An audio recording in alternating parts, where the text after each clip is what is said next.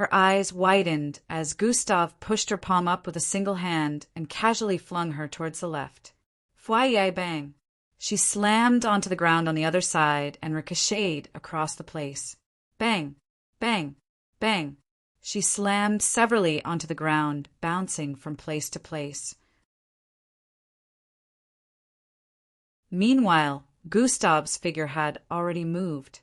Fwoosh! He sped towards her direction, arriving in front of her in nearly an instant as her body bounced from the ground towards the air again. He raised his right palm as he arrived in front of her, causing her eyes to widen slightly. Gustav, you wouldn't slap a girl, Ree. She hadn't even managed to complete her sentence when Gustav's palm came crashing onto her left cheek. Pa! A thunderous slap reverberated across the place as Ada was sent flying towards the side with her figure reducing back to its original size. Bang! She landed on the ground and slid several feet away before stopping. Hey, what was that for? She voiced out while standing to her feet. It's a spar, and I decided not to go easy on you like the last times, Gustav said while walking toward her. Come on. Let's continue. There are still other abilities I wish to test out, he added. You were going easy on me those other times. Ada had a look of disbelief as she voiced out. All right, I forfeit, she added before Gustav could get any closer. Hey, come on, it was just starting to get fun. You put in more effort the other times, Gustav voiced out with a look of dissatisfaction. I do not wish to be tossed about like a rag doll today, she voiced with a chuckle. TCH, you were asking to spar since, and now you're running, Gustav said before turning around to leave. He looks like little Gustav is looking for who to pound, she voiced out as she ran after him. Gustav Sama, I wish to be pounded, but in a different way, she said with a sneaky smile as she arrived beside him. What are you talking about?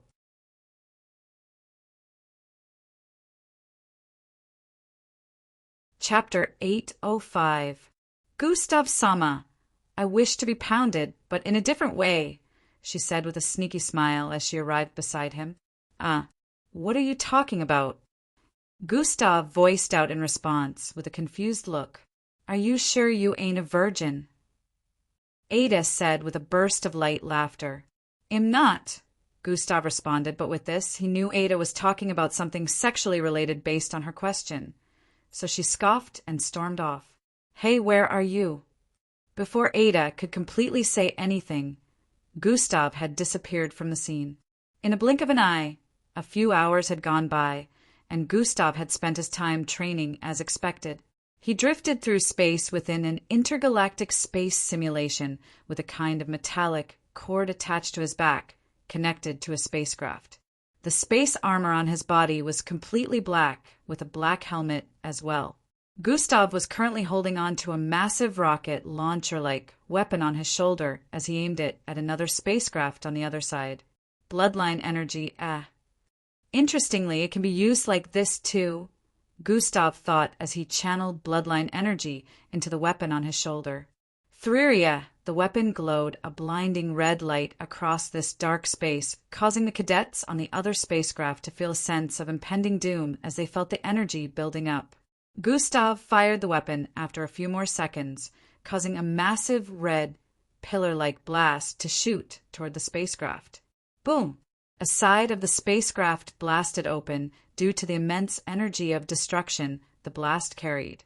After that action was completed, Gustav moved towards the hole he had created and flew in before disconnecting the metallic cord attached to the back of his armor. Then a battle ensued between him and the cadets on this spacecraft. Minutes later, the simulation ended, and everywhere returned to a normal dark space with all the cadets scattered across the place. Some had injuries that were being taken care of at the moment. Gustav had taken his black helmet off at this moment, but was still clad in his spacecraft armor like the others. As usual, he had a lot of attention on him as the others gave him stares of astonishment. Just what kind of monster is he that he can channel so much bloodline energy without getting weak? Thoughts similar to this were running through their minds. No other cadet could channel so much bloodline energy into biological weapons that needed bloodline energy to work. They didn't know Gustav had so many bloodlines, so doing this came easy to him. He wasn't just making use of one bloodline energy, but multiple others. They had been taught a lot about how to channel their bloodline energy in the past few months, and use them for several purposes, one of which included this. Gustav liked the concept of using bloodline energy for different functions due to one interesting thing he found out. Whenever he sparred with other cadets or anyone who specifically tried to use one of the functions of bloodline energy, the moment their bloodline energy managed to make contact with him, a notification about how he had met the requirements for bloodline acquisition would appear in his line of sight. This made it easier for Gustav to steal a person's bloodline without having to touch them. But the downside was that if the mixed blood was to stop making use of their bloodline energy during extraction, the extraction would fail.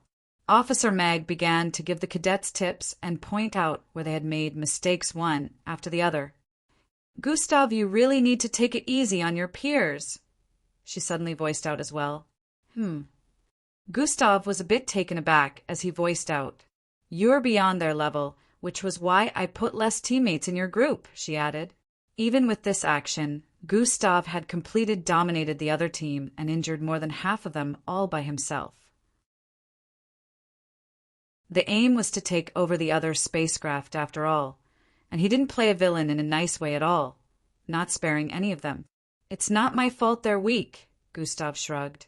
The other cadets in the vicinity had their eyebrows furrowed as they heard this. Some of them felt he was being too cocky with his speech, but they knew better than to argue back since he wasn't really wrong. It wasn't that they were weak, his progress was just way faster than theirs. "Well, you're not wrong," Officer Mag voiced out as she looked up at everyone with her short frame. "You lots really need to try better, or maybe you're satisfied with this bloke's insult." Officer Mag also shrugged as she voiced out. The cadets had looks of annoyance as they heard this. This was obviously the effect Officer Mag was looking for, which would make them put in more effort. "We're having space exploration with a real spacecraft in the next drill," Officer Mag announced. The cadets had looks of excitement as they heard this. They had done this just once, and it was brief, but from the looks of things, Officer Mag had made it look like it would be a proper space exploration this time. "You should be doing this with the final year cadets instead." Officer Mag had a thoughtful gaze on her face as she said to Gustav before dismissing the cadets. Now that Gustav thought of it, he was literally in his final year as well, even though he was a second-year cadet. If he was to complete his next few missions, he might never have to come back to the MBO camp again. Walking out of the simulation room, Officer Mag reached out to Gustav. "What's up, Officer Mag?" Gustav asked. "From the beginning till the end of next month, you will be doing a special training with just the training officers alone," she voiced out. A special training?" Gustav questioned in response.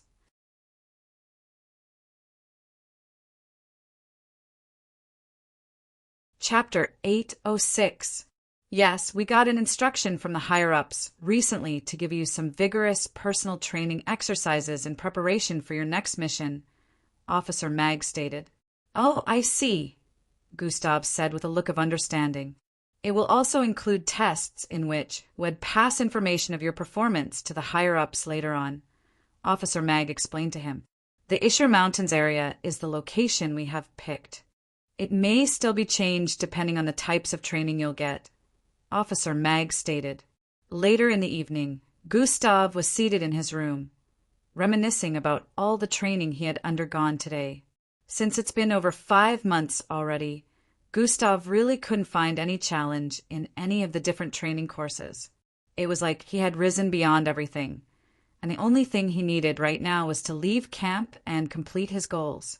Nothing here was really a challenge for him anymore, but he was hoping the personal training exercises he would be having with the training officers would be something. Gustav also recalled the duels he had coming up. The number 127th on the final year ranking board, Rufai Adams. Tomorrow, Gustav muttered as he recalled information on the first final year cadet he would be dueling. He also recalled that this particular cadet's bloodline was related to light. Gustav didn't really source for information on the final year cadets he would be battling, but he had heard a thing or two about the cadets at the top 200 on the rankings. Gustav's memory was so good that he would never forget anything, even though he had heard that only once. At this point, the information about Gustav having upcoming battles with final year cadets had spread all across the camp. Some felt he was too cocky accepting these challenges and hoped he lost, while others were genuinely interested in seeing how it would play out. Gustav was, after all, known as the fastest rising MBO cadet in all of history, even currently surpassing Miss Amy's speed. Miss Amy was already beyond Gustav's current bloodline rank at the time she was a second year, but she got into MBO camp when she was already at a rank higher than Gil Burke, unlike Gustav. Also, Miss Amy had been going through vigorous training since her childhood days, unlike Gustav, who just started about 2 years ago. Not everyone knew this information, but those who did were still astonished as to how Gustav was pulling this off. Gustav didn't care for the debate going on all across camp about the upcoming duels. Whether or not he was on the level of the final year cadets, he wouldn't back down. None of the final year cadets had gone beyond Echo rank as well. The highest was still said to be a peak Echo rank, and Gustav was currently at the second step. Some final year cadets were even below the second step, and some hadn't even achieved Echo rank yet, so it was normal that Gustav was being compared to them all this time. After all, most of his second-year peers still hadn't even achieved the Falcon rank. This was one of the reasons it was too much for them when he was grouped against some of them in training sessions. Gustav decided to channel his bloodline in the meantime, since his first battle would occur the next day. He was a little excited and hoping he'd be able to use more strength. Hours into channeling his bloodline, Gustav suddenly opened his eyes as he sensed something. Fwai his perception spread across the building, towards the surrounding buildings, and then across the entire residential area. He could sense a strange outburst of bloodline energies. A smirk appeared on his face as he moved towards his room door and opened it. At the exact same time he did so, a vortex opened up right in front of his door with 2 people walking out of it. "You guys," Gustav voiced out as he stared at the 2 who had just arrived. One was a dark-skinned, handsome-looking male with afro-styled hair and a 6-foot-tall frame. The other was a beautiful-looking male with a height of at least 72, with silver-colored long hair that reached his lower back, and his eyes just happened to be closed. "We're back," Eldris and Ee voiced out at the same time. "Took you guys long enough," Gustav voiced out while exchanging fist bumps and secret handshakes with Ee and Eldris. They moved into Gustav's room together while laughing. "You guys look a bit different. Must have been one hell of a mission," Gustav voiced out while scrutinizing the both of them. Eldris had gotten taller and his presence even stronger, while E's hair had become even bushier than before. His presence was calm and refined, which depicted a kind of progress. Oh, my missions were nothing grand, but they were quite interesting. I got to try a lot of things out, Eldris stated. You're one to talk. Look at you, and it's only been 5 months, E said, while scrutinizing Gustav's long, dirty blonde hair from behind. You've decided to grow out your hair? Eldris asked. Haha, no. I'll definitely cut it back to its initial look before I leave here for my next mission. I'm just leaving it be for now, Gustav responded. It really doesn't look bad this way, Eldris voiced out. I kind of dig the look too. Braiding it wouldn't be bad as well, hee, and adding a bit of makeup. I'm sure the guys would love you, E stated from the side with a burst of sketchy laughter. Hey, what the hell? Ha ha! Gustav elbowed E from the side as he burst into laughter. Gustav proceeded to ask about the others as well, and when they'd be returning. E and Eldris said they made contact with everyone before returning, and they'd probably all be arriving back in camp this week. Gustav was glad to hear this. Everyone seemed to have completed their missions just fine, without accidents.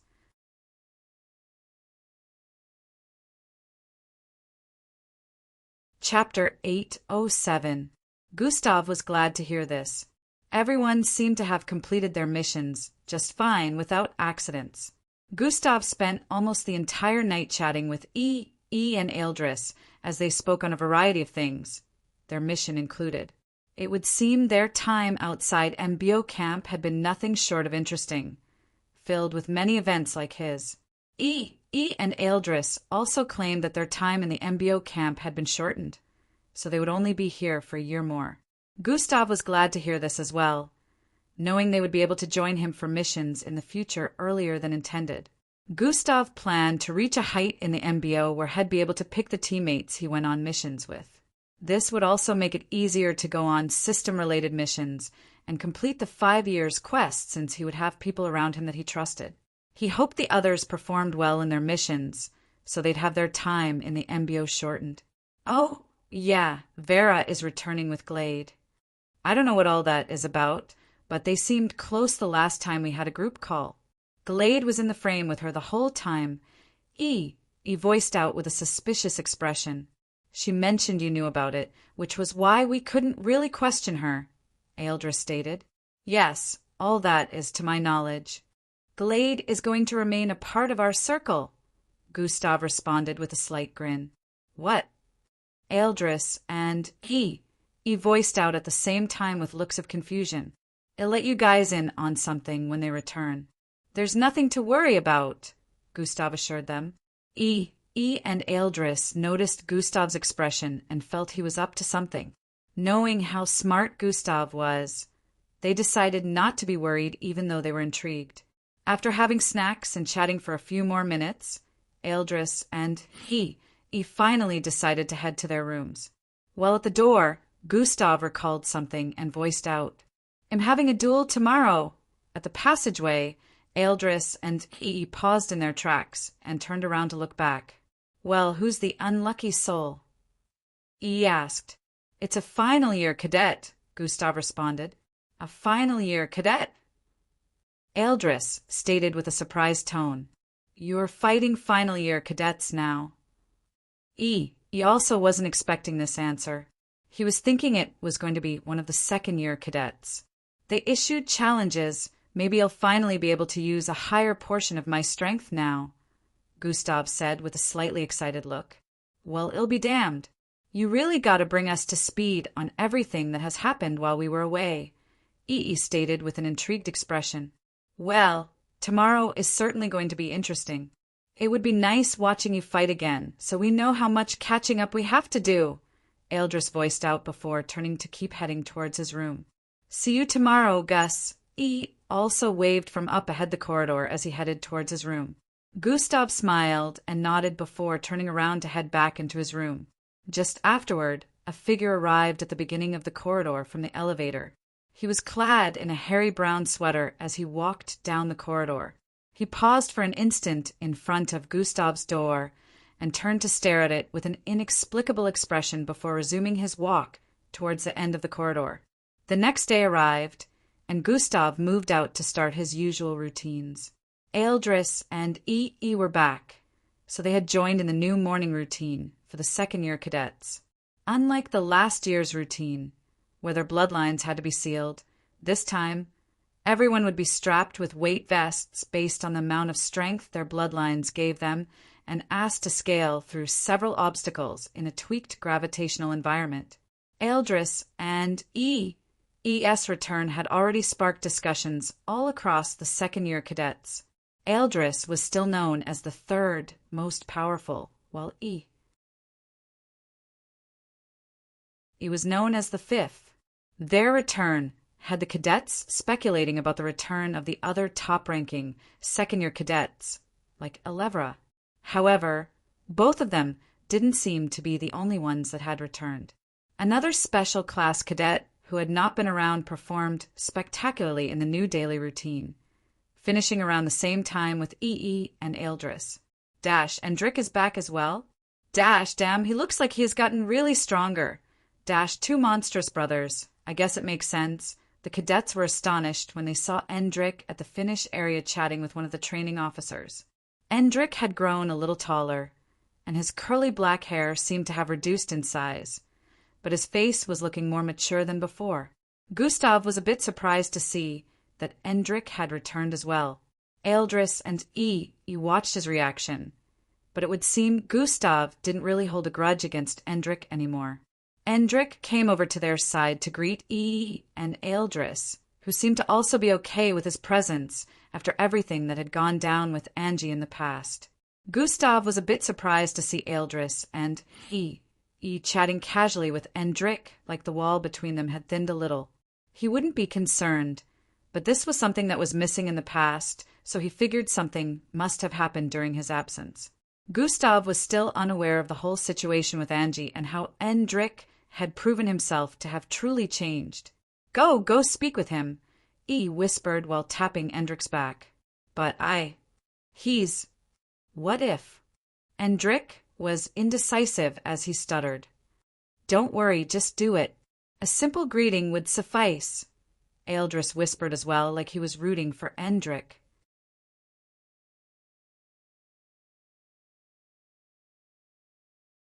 Chapter 808. Endrick finally decided to do man up and moved towards Gustav's position. Big brat. Gustav, good to see you again. I hope you're doing fine. Endrick finally uttered these words, but the atmosphere turned very awkward. What is this supposed to be? Gustav voiced out as his eyes dropped. Just got back yesterday too, so I decided to come say hi. Endrick laughed wryly as he tried to tone down the awkward atmosphere. E and Eldris felt like face-palming from behind. Well, I can't say I share the sentiment. Just try to stay out of trouble, kid. Gustav sounded neither welcoming nor dismissive as he voiced out. It was like he was in between with his response. I have a match to attend to, Gustav stated before leaving. Eldris and E followed from behind. E tapped Endrick's back twice as they arrived beside him. It wasn't completely disastrous, but you can do better next time, he whispered before walking faster to catch up with Gustav. Endrick stood in place for a while with a wry smile plastered on his face. He exudes the presence of the outworldly. He is the one we've been looking for. A voice resounded in the very depths of Endrick's mind, causing his face to undergo a brief display of astonishment. Are you sure? Endrick asked again, just for confirmation. There is no doubt about it. If you had my abilities, you would be able to sense it too. The presence gives off a powerful energy of fate. It feels choking, the voice replied. Then, I have to find a way to speak to him. Endrick said internally. He recalled that a few moments ago, Gustav mentioned having a match. Endrick didn't know what that was all about, so he decided to head in the direction Gustav left in. How do you think the duel will end? Gustav is clearly overestimating himself. These are final year cadets. Hey, did you hear? The final year cadet Gustav is going against Rufai Adams, who once battled a group of Halads and managed to hold out his own till backup arrived. Wow, that's awesome, but I'm sure Gustav's feats don't pale in comparison. escaping an entire group of MBO officers, and some of them happened to be kilo ranked. From the discussions and debates Endrick heard all over the place, he figured that Gustav was battling against a final-year cadet. This also came as a surprise to him, as he thought Gustav would be fighting a peer. "I would like to witness his prowess." The voice of the gem once more resounded in Endrick's mind. "Me too. I'm sure he has improved a lot during these past months. It's been 11 months since I last set my eyes on him." Endrick responded internally. Everyone was headed towards the location of the duel at this point. In an icy area, pointy iced rocks could be seen positioned in different corners. The ground was rock solid, even though it was all ice. It felt like a train could land on the ice, and it wouldn't even manage to make a dent. In the center of this icy vicinity, Gustav stood several 10 feet away from a cadet with brown skin and multicolored glowing hair. This was kind of similar to Eldris' eyes, which had all the colors practically in the world within. But instead, this cadet had it on his hair and it glowed brightly. He was literally like a standing beacon of lights. This cadet was Rufai Michael, who Gustav would be facing today, and this was their battle location. A training officer who was going to supervise the duel was standing in their middle, stating the rules of the match. The cadets who had come to witness this were standing a considerable distance away from the two. The training officer moved away from there a few seconds later, and a massive barrier was formed around the battle area. It was necessary to create a strong barrier since these were two Echo-ranked mixed bloods going against each other. The strength scale of Echo-ranked mixed bloods was quite high that even the government forbade public fights or an overly display of strength since they were capable of causing destruction on a large scale. "Begin," the training officer voiced out after the barrier had been erected. "Gustav, finally we meet." "It's an honor to battle you," Rufai Adams voiced out respectfully as he took a stance. "Oh, I guess he's not like the others who were looking to humiliate me with this." Gustav was a bit taken aback by the respectfulness. It turned out Rufai just wanted to battle with Gustav out of intrigue. "Please do not hold back against me," Rufai smiled as he charged forward. "H&M, I want." Gustav nodded as he also charged forward. Both of them clashed in nearly an instant, causing shockwaves to spread from the point of impact. Boom! The strong, icy ground cracked and blasted into chunks that scattered across the place as Rufai was pushed back by over 100 feet. He did a flip in midair as his figure was sent flying backward before landing several 100 feet away and sliding backward. He hadn't expected Gustav's strength to be so colossal without even channeling his bloodline. He had barely stabilized himself when Gustav appeared in his front once more with his right fist flying towards his face. Trinrin, rough face hair glowed brighter than before as spectrums of light appeared in front of Gustav, blinding his view. Bang! He felt his fist slammed into a solid frame, but he knew it wasn't a person. As the brightness died down, he noticed he punched a solidified glass frame that seemed to have come out of nowhere. Rufai had appeared at his back at this moment, with both his palms glowing with intensity as he swung them towards Gustav's back. Rays of light looking like lasers in disco parties appeared all across the place, encompassing Gustav from all directions.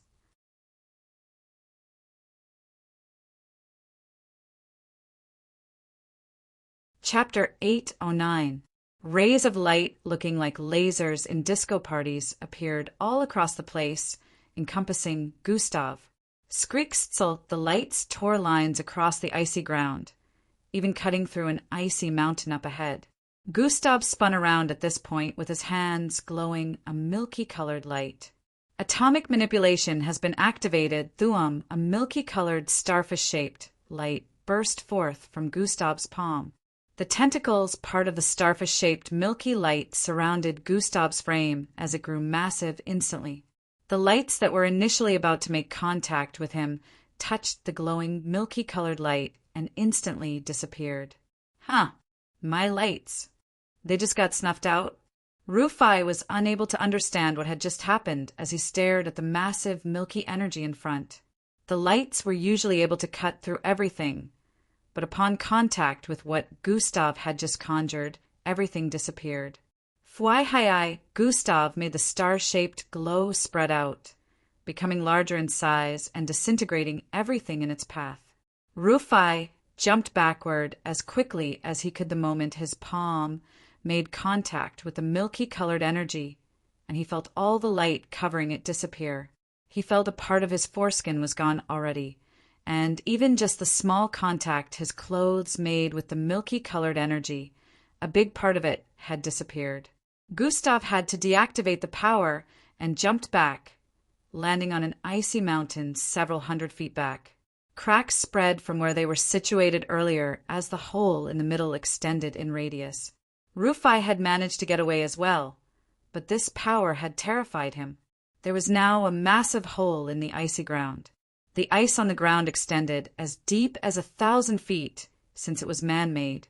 Usually it was so strong that breaking through the surface would require a lot of strength, and right now, the massive hole left within it was so deep that the water underneath could be seen. Rufai and Gustav stared in each other's direction from over 1,000 feet away, standing on the icy mountains opposite each other. "I don't have to get into close quarters with him before attacking," Rufai voiced out as a spectrum glowing hair floated in midair. Thri, balls of light began to appear in the air around him. Bang, bang, bang, bang.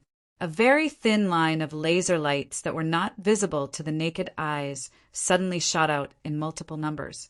"He can't counter if he can't see it," a grin appeared on Rufai's face as he said internally. Gustav's tilted his head slightly to the left with speed. To his surprise and everyone's astonishment, everyone that didn't understand why he would perform such action was left bewildered. They came to understand the reason for this a moment later, as a massive blast occurred behind the icy mountain Gustav was standing on. Boom! A part of the ice caved in. Some of the spectators still didn't understand where the attack had come from until Gustav started swerving across the place. Boom! Boom! Boom! Boom! More blasts rang out as different icy areas on the ground caved in from the effect. Dash, is he dodging an invisible attack? Dash, the attacks must be taking the form of lights that are invisible to the naked eyes. Some people from the crowd of spectators could figure it out as they watched. They were bewildered that Gustav could dodge them so casually like they were visible. How is he dodging them? Rufai could not believe his eyes as his hands waved about, conjuring more lights around him. He was aware that Gustav was amongst the fastest mixed bloods in camp, but even the fastest person in the world would be unable to dodge something invisible, or so he thought. He raised his hand, causing more lights to appear, and clasped his hands together. All the light merged into one massive one, shining a blinding spectrum of light across the area. Thuam, in the next instant, it suddenly shot out a massive pillar of light in Gustav's direction. An atomic blade appeared in Gustav's hand at this point as the beam arrived in front of him in an instant. Gustav swung it out at full force, causing the part of the light that was supposed to hit him to disappear. Boom! The residual energy slammed heavily into the mountains, causing them to crack as they began to collapse. Gustav knew this was his cue to move and leaped off the collapsing icy mountain towards the one by the side. Another beam shot out once more towards the one he had just arrived at. Gustav finally decided to try out an improved ability. Gravitational displacement has been activated. A burst of gravitational energy spread forth from his being, warping the gravitational force in the area. Fwum, the massive pillar of light, suddenly paused in midair as Gustav raised his hand. Swiping his hand to the side, it slammed into the icy mountain area he had just leaped from. Energy discharge has been activated. Now to mix the two up, Gustav thought as he stretched his palm forward. Boom! A massive surge of red energy blasted out from his figure, spreading in every direction. The 3,000 feet tall icy mountain he was currently standing on blasted into smithereens, sending chunks of ice in every direction as the energy spread outwards. Rough-Face's eyes widened as he created a cluster of lights to surround him. He was also able to turn light in the environment into solid objects, so he instantly created lots of light barriers around himself. However, boom! The instant the energy hit, everything in the vicinity was ruptured. The barrier of light he surrounded himself with got blasted apart as the energy slammed into him as well, sending him flying. The spectators had looks of awe as everything within the barrier was blasted into pieces the moment the energy surge hit, turning the whole vicinity into a world of dew.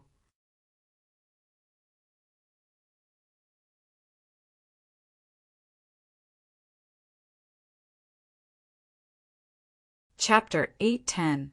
The spectators were about to relax, thinking the energy surge would be unable to affect the barrier when, bang!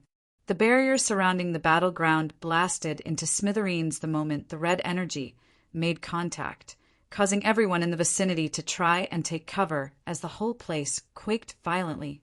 The training instructors in the vicinity quickly swept into action, creating multiple layers of barriers to stop the surging energy. It took many seconds before things calmed in the vicinity. As the dew from the smashed ice began to disappear slowly, what could be seen in front was no longer a battlefield. Except for a few pieces of ice protruding from the water 1,000 feet below, nothing else could be found around here. Gustav could be seen floating in midair as the red glow around him slowly died down. Oh, I guess it was too much, Gustav thought as he looked at the destruction he had caused. Rufai was somewhere on the east side of the former ice battlefield with injuries all over his body. He looked up at Gustav in the air with an astonished gaze like he was staring at a deity.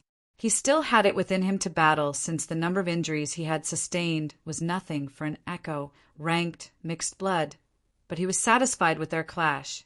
Gustav slowly turned around in midair and stared down in his direction. "Shall we continue?" he asked with a loud tone. The spectators outside the battle area that had managed to stabilize themselves had looks of bewilderment on their faces as they stared at Gustav. Who would continue the battle after witnessing such a thing?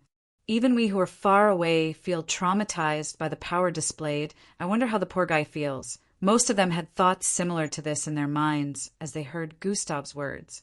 They felt the final year cadet might be brave enough to keep fighting since he didn't seem that injured. But from what Gustav had displayed since the start of the battle, it was obvious that Gustav had the upper hand. "I forfeit," Rufai said with a smile while giving Gustav a thumbs up. "It was nice having this duel with you," he added. "Likewise," Gustav responded as his body began to descend. "At the very least, I was able to see the extent of my abilities to a certain level." Gustav had been reluctant to try out some of these moves against regular mixed bloods, since he was troubled he might kill someone by mistake. Gustav landed a few feet outside the icy battlefield area, which was no longer a place for dueling in the meantime till they repaired the damage. He had made use of hover, which had increased to a level where he was capable of floating in midair for up to 30 seconds. This practically gave him flight ability for half a minute. "Man, you were damn awesome," Ii voiced out while slapping Gustav across the shoulders repeatedly. Already echo rank. Eldris asked, "H&M, it's been like a month now." Gustav nodded as he recalled. The reason he achieved the second step so fast was that he made use of the rewards he received from completing the Jabal mission. "Wow, we have a lot of catching up to do," Eldris voiced out with a look of excitement. Both E and Eldris had already achieved the Falcon rank some time back, but they hadn't expected that Gustav would have moved to a whole rank higher already. Their improvement speed was monstrous to others, but Gustav's speed was monstrous to them, which had them wondering how others saw his speed. "You better show us a trick, or two he voiced out as he wrapped his arm around Gustav's shoulder and began pulling him away from the scene with Eldris. "Gustav-sama, I knew you were going to win," someone suddenly shouted out from behind, causing Ii and Eldris to turn around. Bam! A figure jumped on Gustav's back, causing his eyes to drop. "This troublesome girl again," Gustav said internally. E and Eldris moved to the side and scrutinized this dark-skinned, beautiful girl with intrigued expressions. Gustav tried to shake her off, but she kept holding onto his head as she wrapped her legs around his belly region. "Are you another Angie contender?" He voiced out, causing Eldris to slap him at the back of his head. He showed a look of injustice, like he was just saying his mind and there was nothing wrong. "Oh, are these your friends you told me about?" Ada voiced out as she jumped off Gustav's back. "Nice to meet you. I'm Ada, a final-year cadet," she said while introducing herself. "A final-year cadet? Gustav, you've gone that far? H&M, you're dead for sure when Angie returns." He voiced out while shaking his head in pity. "What are you talking about?" Gustav's eyes dropped even more as he voiced out. "Ha ha ha ha ha, I like this one," Ada voiced out after hearing E speak. Eldris introduced himself as well, and the group of four began to head out of the vicinity while chatting with one another. In a far corner of the spectators' area, two familiar figures stared in Gustav's direction with troubled looks. "He's quite powerful," one of them voiced out. "Yes, I wasn't expecting this as well, but we cannot back down," the other one responded. "Who said anything about backing down? Rufai is a fool for letting him have the win," the first one voiced out again before leaving the scene with his partner. The spectators dispersed.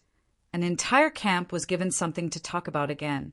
It instantly spread across the camp of how Gustav had managed to defeat a final-year cadet in the top 200 rankings. With this, it was now assured that Gustav was truly comparable and stronger than a lot of final-year cadets.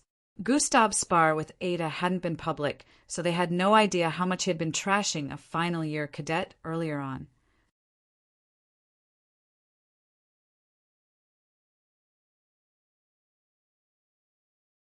Chapter 8:11. Gustav's spar with Ada hadn't been public, so they had no idea how much he had been trashing a final-year cadet earlier on. While Gustav and the others were heading back to their residence, Endrik suddenly came out of nowhere, appearing in front of Gustav. "Gustav, we need to talk," he stated with a serious look. E and Eldris were surprised to see Endrik looking quite assertive compared to earlier. Ada had a confounded look on her face as she stared at Endrik, who had just popped out of nowhere. Why do both of them have facial similarities? She wondered as she noticed the resemblance between Gustav and Endrik. Talk about what? Gustav asked. "Can we discuss in private?" "It's important," Endrik voiced out again. One of Gustav's eyebrows was raised as he stared at Endrik with a suspicious gaze. He wondered what Endrik would want to talk about, that both of them would have to be alone before he could speak. About what? Gustav asked again, seemingly uninterested in giving Endrik a chance without him at least revealing something. "I can't say anything about it here. Could you please just come with me?" Endrik asked politely. E and Eldris stared at Gustav from the side, wondering how he would respond. They actually wanted him to give Endrik a chance, but they knew it wasn't their place to say anything about this, so they just kept quiet. "All right, now or later?" Gustav asked. "Now, if that's okay with you. The matter is of great importance, so I don't want to delay," Endrik voiced out. Just as Gustav was about to give his answer, a notification popped up in his line of sight. "Emergency quest. Keep distance from Endrik, huh?" Gustav couldn't hide his look of confusion as he spotted this emergency quest. Rewards +1 000 000 EXP, plus 50 attribute points. Punishment for failure. What the hell is this? Gustav wondered internally with a look of confusion. Quest initiates in 5, 4, 3. So what do you say? Endrik voiced out after seeing Gustav remain silent for a while. The others, too, were wondering why he had been silent all this time. 2. I'll have to go for now. I gotta take care of something, Gustav voiced out before zooming off. Swoosh 1. The group stared at each other, wondering why Gustav had just taken off like that without saying anything more. Maybe he forgot something important. You'll have to ask him another time, Endrik. He voiced out with a comforting tone. I will do that. Thank you, Endrick voiced out before walking away. You don't share much of a relationship with the outworldly, do you? The voice of the gem in his head resounded once more. We have a history. I don't think he'll ever forgive me for the things I've done. Endrick responded internally while sighing. I don't deserve to be forgiven, but I hope he gives me the chance to help him at the very least. I see. This is indeed troubling. The voice resounded in Endrick's mind once more. I sense uncanny similarities. Who is he to you? The voice asked. He is my big brother, Endrick responded. Meanwhile, E and Eldris decided to head over to Gustav's room to ask him why he stormed off. Ada chatted with them for some time before heading back to her residence. At the moment, Gustav was in his room, questioning the system. What's up with this quest? Gustav asked with a tone of suspiciousness. What's up with it? Why are you suddenly concerned when you don't like your little brother? The system responded. Yes, I don't care about him. But why do I suddenly quest to stay away when he had something important to talk to me about? Gustav questioned with a face full of suspicion. It's just randomly generated. It's no big deal. You don't have to look for an explanation over every small detail or situation. The girl voice of the system sounded dismissive. Sure, but this one was just too much of a coincidence, don't you think? I'm not so stupid as to not find it suspicious. Gustav wasn't backing down on this, as he felt there was more to the quest than met the eye. You find everything suspicious, Gustav. Even your closest of friends. Loosen your guard a little, the system stated. Nah, this is weird. I was already staying away from him before, but why you gotta force me to do it now? Gustav said while clicking his tongue. You're overthinking this. I don't know what the punishments for failure are, but I don't care. I will be failing this mission, Gustav voiced out as he stood to his feet. I'm going to hear what Endrick has to say, he said while moving towards the door. At this same moment, knocks were heard on the door. Gustav didn't have to open it before he knew who was at his door, or rather who were. He moved to open it, and E as well as Eldris walked in. Yo, Gustav, why did you storm off like that? E voiced out the moment he sat on the sofa. You could have at least given Endrick a time you would speak with him, or tell him you're not going to speak with him at all. Eldris voiced out with an explanatory tone. Oh, yeah, about that. I really had something to do, but I'll go talk to him now, Gustav voiced out in response. You will. Both Eldris and he questioned at the same time with surprising tones. Yeah, Gustav replied affirmatively. They had thought Gustav really didn't want to speak with Endrick, which was the reason for his sudden departure. I'll go look for him now, Gustav said while heading towards the door. E and Eldris both stood up, ready to leave as well, when Gustav paused before he arrived at the door. Don't do it, the system voiced out in his head. I will. I don't care about the consequences. I need to understand what's going on, Gustav replied with a strong tone internally.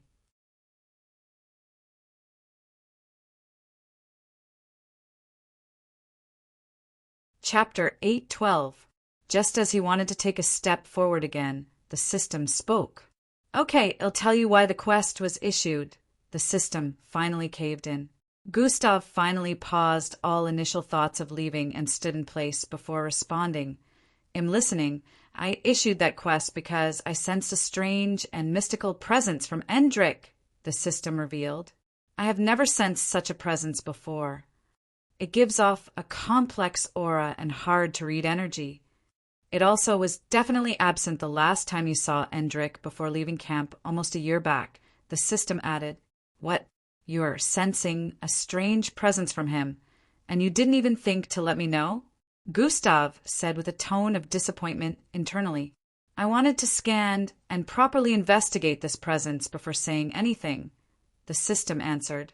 And you have to do that while I'm staying away from him? Gustav asked. I feel it's safer for you to stay away as we don't know what he's up to this time, the system responded. It's impossible for him to harm me. It's better to even be in closer proximity so inspection can be done better, Gustav stated internally. Have you forgotten what happened with Vera? Do you wish for something similar to happen again? The system said with a reminiscing tone. Vera had managed to input her parasitic strains in Gustav without his knowledge, and he would have turned into a puppet had the system not figured it out way later. Or Vera didn't confess and freed him herself. The system was trying to tell Gustav that what if something similar to that happened again? That's why I need you to stay away till I can figure out what exactly is going on, the system added. I ask again, can you scan and investigate Endrick from anywhere within camp? Gustav asked. Yes, you don't need to be in close proximity with him. The system responded. Still, I doubt he can do anything to me if I don't make contact with him. Gustav still had a dubious look on his face as he responded. Just stay away for now. When I figure something out, I'll let you in on it, the system stated once more. Gustav finally decided to give in, even though he still felt suspicious, like the system was hiding something from him. Gustav. He voiced out from behind after seeing that he had been standing in place for several seconds. I changed my mind, Gustav stated before turning around to go sit. Why? Eldris asked. I just don't want to see him. Gustav shrugged like it was no big deal as he voiced out. You just said. He was about to remind him about a while ago. I know what I said. Just leave it be. Gustav cut him off before he could complete his sentence. And Adries had suspicious expressions after hearing that, but they decided to let it slide. They felt maybe Gustav was up to something again, or he had figured something out. They could only hope that he would give his little brother a chance one of these days. But then they were also suspicious about Endrick asking to discuss something important out of the blue. This made them believe the discussion might not be related to their present, inexistent relationship. The trio later had lunch and headed for their next drill. Since and Eldris were just returning, Gustav had to take them to the new locations where they trained. He was practically their tour guide for the day, taking them to the different locations where the training classes were now situated. Just like that, a few more days went by, and all through this time, Gustav had been avoiding Endrick, just as the system said he should. It wasn't stated how long this quest was going to be, but Gustav was hoping it wouldn't take too long since he was interested in hearing what Endrick had to say.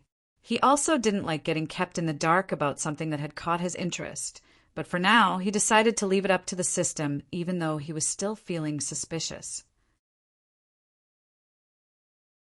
During this time, Elevera, Falco, Rhea, and Timi had returned to camp. Their return as well had caused waves of rumors to be spread across camp as cadets made different kinds of speculations that they had probably received accolades and would spend lesser time in camp. It was no secret at this time that Gustav was already a full-fledged officer, even though he was still in training. Some even knew that Gustav had been promoted in rank several times. Gustav was even promoted in rank twice after the Burning Sand City ordeal, so he was currently nearing the rank of even the instructors in camp and was currently above some of the normal MBO guards here. Everyone felt something similar might have happened with the others as well. Elevera's return especially caused waves across camp as everyone figured out that she was at the peak of Falcon rank already. Only her speed of improvement came close to Gustav's. She was the only one besides Gustav who had achieved the same level of strength as some of the final years. Even Gustav considered her speed of improvement as monstrous, considering he had the system and multiple other bloodlines. See, a rank at his disposal. Elevera didn't have such a boost, yet she was not completely lagging behind. From the moment she returned, Elevera already challenged Gustav. She was interested in sparring with him to measure her improvement and see if she was coming close or Gustav was leaving a higher gap in power between both of them. Why hasn't Angie returned? Gustav asked Falco, who was currently in his room with the others. They said there was a minute delay to take care of. Don't worry, give it 1 or 2 days, they'll arrive soon, Falco assured. Gustav voiced out while raising one eyebrow. She's returning together with Matilda, Vera, and Glade, Falco revealed. Oh, I see. Gustav responded with a nod.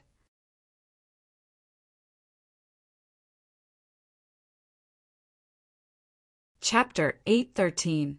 Why is Glade still a part of our circle? She betrayed you. Falco finally asked the question that had been bugging him. I have plans for her. Don't worry, you guys will understand soon enough. Gustav responded dismissively. Falco was about to speak again when his eyes darkened and black tattoos appeared on his face. This one is a big softy. I would have sliced her into pieces myself. Dark Falco voiced out, That's why you lost against me in the past, even though I was weakened. You're all bronze and no brains, Gustav responded with a snicker. I demand a rematch. Dark Falco voiced out with a tone of anguish. Shut it! Gustav knows what he's doing. Falco suddenly regained control and voiced out. The dark tattoos on his face disappeared as well. He could feel Dark Falco struggling to regain control back out of dissatisfaction with what Gustav had said. But Falco knew well enough that the battle would end in a matter of seconds if he gave Dark Falco the chance to battle with Gustav. Sorry about that, Falco said to Gustav due to the sudden outburst of Dark Falco. It's fine, Gustav replied with an unbothered look. You seem to be missing Angie, Eldris voiced out from the side. I guess, Gustav said with an indecisive tone. It's to be expected you guys are new couples after all, stated with a light chuckle. Hey, now don't forget to always use protection unless you want to have a little Gustav, Timmy added. A little Gustav? Gustav raised one of his eyebrows as he voiced out. He means you should make sure to use protection if you don't want to get Angie pregnant, Eldris explained. What? Pregnant? No, I am not ready to be a father, Gustav stated with a tone of disagreement. Then, make sure you use protection when you two are doing the do, or better still, you could inject yourself with a wiper so your sperm cells remain inactive for 24 hours, which will prevent pregnancy, Timmy voiced out once more. Gustav had a contemplative look, recalling that he didn't make use of protection last time he and Angie had *X. What if I impregnated her? Gustav wondered internally. Don't worry, you didn't. I took care of it, the system replied. You did? Gustav questioned internally with a confounded look. Yes, it's fine, the system confirmed. How exactly did you take care of it? Gustav said with an intrigued tone. The details are not important. But you could say I made you impotent for a brief period of time.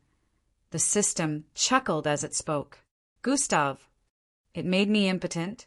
Gustav had forgotten that the system lived inside him and witnessed every one of his experiences. He now realized just how creepy it was to have a third party watching when he and Angie were busy engaging in bedroom activities. But on the bright side, he wouldn't need to use any protection since the system could always take care of it. He felt relieved knowing he didn't have to worry about whether Angie was currently pregnant or not. It would be a disaster to become a father at such a young age. The others kept advising Gustav on this topic, and Timmy was especially knowledgeable on this aspect as he kept giving Gustav different methods to make use of. You seem to have too much knowledge on this, Falco voiced out from the side with a suspicious look. Yeah, you know way too much, he added, speaking from experience. Eldris chipped in as well. ****, what are you guys talking about? I'm still a virgin. Timmy voiced out while trying to adopt an innocent look. Cap, I call bullshit. That didn't sound very convincing, Falco and Eldris voiced out at the same time. Timmy is speaking from experience, Rhea voiced out from the side. Hey, idiot, what are you saying? Timmy yelled out, trying to get Rhea to shut up. Looks like he is, nodded as he spoke. Falco and Eldris also nodded as they gave Timmy a knowing look. Why are y'all looking at me like that? Timmy voiced out. You should teach us your ways. We barely have any girls. Well, I and Falco don't, but Eldris is literally a chick magnet. He just doesn't want to capitalize on that. He voiced out while rubbing his palms together. He was saying this. not knowing that he was seen as one of the most attractive males in camp. The reason he didn't notice this was he only had eyes for one girl, and the girl didn't seem to have eyes for anyone. What ways? I'm a virgin. Y'all should be asking Gustav, he's the one with an harem. Timmy said while passing the mantle over to Gustav. Yes, Lord Gustav, teach us your ways, Falco voiced out jokingly while bowing on the floor. He held on to Timmy, while Falco held on to Gustav, asking them to give tips. You guys. Later, during the night, everyone was headed back to their rooms. Oh, before I forget, Gustav, you're having another duel in the next few days, right? Falco asked. Yeah, and another one just 2 days after this upcoming one, Gustav answered. Falco, Rhea, and Timmy had missed the first battle Gustav heard, and they had heard cadets speaking about it all across camp. From the way it was being spoken about, they were sure they had missed an interesting scene. They didn't want to miss the next one since everyone in their circle was looking up to Gustav as their leader. They always wanted to know just how far he had gone, and use him as a beacon of motivation to train better and push themselves to grow even stronger, faster. After all was said and done, everyone headed to their rooms. The special training starts tomorrow, Gustav recalled as he sat on his bed. He decided to spend the entire night channeling his bloodline.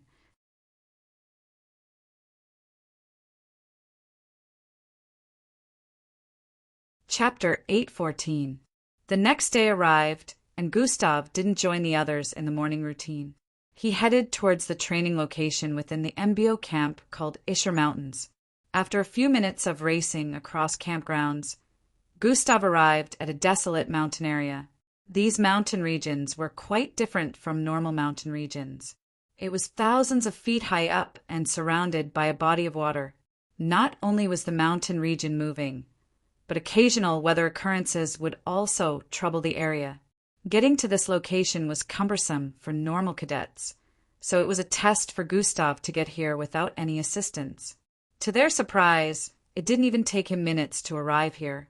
The mountainous area covered a radius of more than 400,000 feet. It was practically like an island, but then it extended high up into the clouds, so scaling it was an issue for most.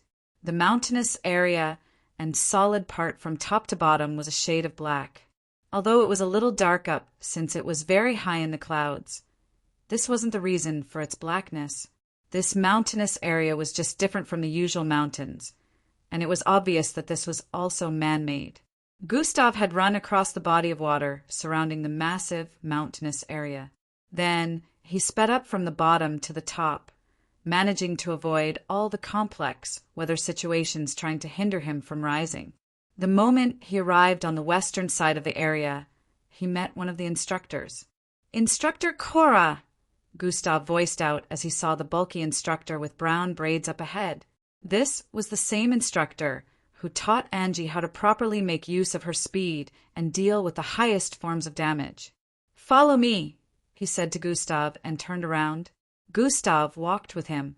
They passed through the middle of several mountains that were side by side and tried to avoid areas where lightning would occasionally come crashing down. In some areas, heavy tornadoes with lightning swimming in between could be seen, and some areas just had intense wind. The Isher Mountains were so large that they even had a small stream located in the southern part. No vegetative area could be seen, but some places had grasses growing out, and even large mountains had some form of caves. Gustav and Instructor Cora arrived somewhere at the epicenter of this massive training area. For other training officers could be seen standing in place, waiting for their arrival. Officer Mag, the instructor in charge of damage control, the main instructor in charge of mech usage, and lastly the instructor in charge of technological weapons usage. It would seem these 5 were going to be in charge of this special training for Gustav. Before anything, your first task is to run around Isher Mountains 7 times, not missing any region, Officer Meg voiced out upon arrival. THSSHH, the instructor in charge of damage control, who had a bare head and human figure, Officer Cole, stabbed a rod into the ground which had some readings on them. "This will calculate your speed and let us know each time you complete a lap," Officer Cole voiced out. "Time limit," Gustav asked. "There is no time limit. Just move at your highest speed," he said. "My highest speed," Gustav voiced out while holding his jaw. "Yes, we need to calculate your current speed with the difficulties of having to scale through some areas," he added. Gustav was reluctant to use his full speed in any situation because he didn't want people to know how fast he really was. Besides, making use of his fastest speed would be when he took the ultimate combination form, because then he'd be able to fly. "Oh, wait, you can fly, right?" Officer Mag asked while recalling Gustav's most recent battle. No one knew Gustav had any flight-related ability before this until after the destruction of the whole battle area, where he was seen floating in midair. Not really. "My flight ability is limited, so I'd rather run," Gustav answered rather truthfully, although he knew the whole task would end very quickly if he was to make use of the ultimate combination and fly now. Considering combination was now way stronger than before, and he had more energy points to spare now. Gustav decided he would just combine dash and sprint instead. "Are you ready?" Officer Mag asked. "H&M," Gustav responded with a nod. Combination has been activated. Sprint plus dash. He could feel his body getting extremely light as he activated this. "Go." The moment Officer Mag gave the go-ahead, Gustav charged forward with immense speed. Thwoom, a white streak cut through the air as he disappeared into the distance in an instant. Fwoosh, the officers covered their eyes as dust and wind were stirred across the place due to the immense speed. A reading appeared on the pole displaying Gustav's current speed as he ran across the Isher Mountains. He moving at a speed 1,000 times faster than sound, Officer Cole voiced out with a surprised look. The other officers, too, were awe-stricken, considering this was a speed that even some kilo-ranked mixed bloods were unable to currently attain. Before they had even recovered from their astonished state, Gustav had managed to complete a lap in a matter of a few seconds. Currently, Gustav was running across another mountain region where lightning bolts were slamming against the ground at every given second. Gustav, already knowing the pattern after running past here, just once managed to evade the lightning bolts despite not being as fast. Boom! Boom! Boom! An electric field created from the multiple lightning bolts began to pull Gustav from every direction, but before this could even faze him, Fwoosh, he had already raced past this region, traveling at a speed that was nearly ripping the ground open as he left after images in his wake. 3. It's only been 20 seconds. The instructors were shocked as the readings depicted that Gustav had already completed 3 laps.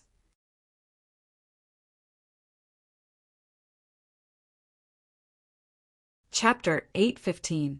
It was like these areas with different effects were unable to suppress Gustav's speed.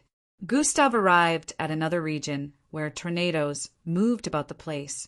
The speed of the tornado looked a bit slow from his point of view. Leaping towards one of the tornadoes, Gustav arched his arm backwards to the limit.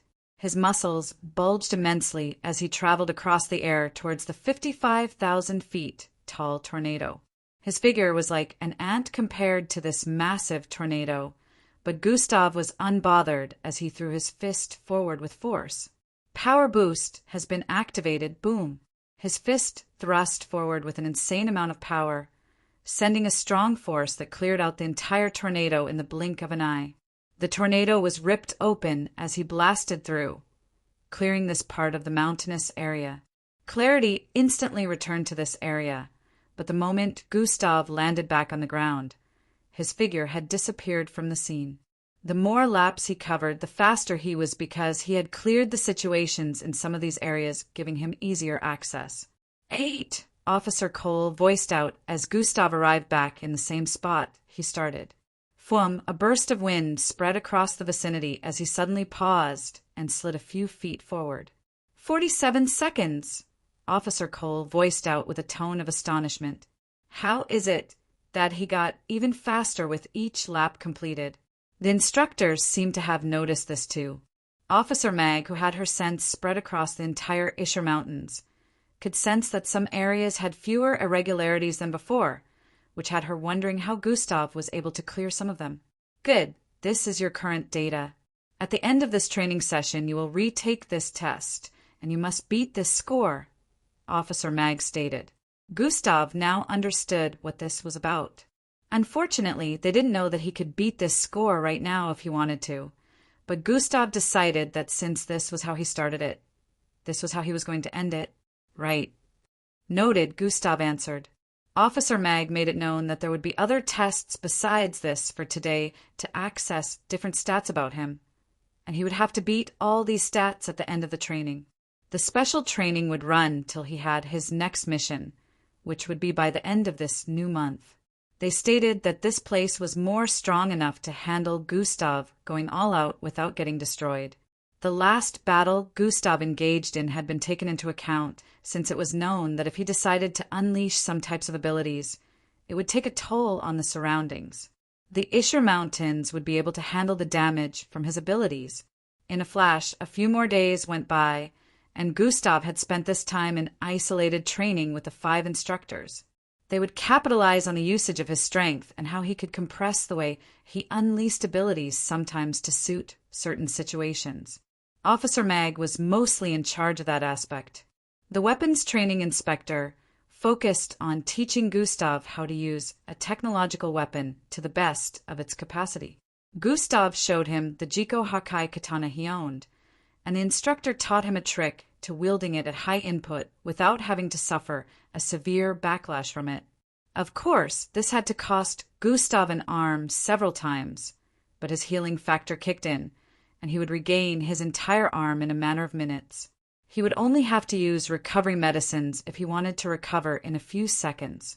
The training officer that dealt with mech taught Gustav how to channel his bloodline energy in the smallest quantity and use it as fuel to power a mech without running out of power fast.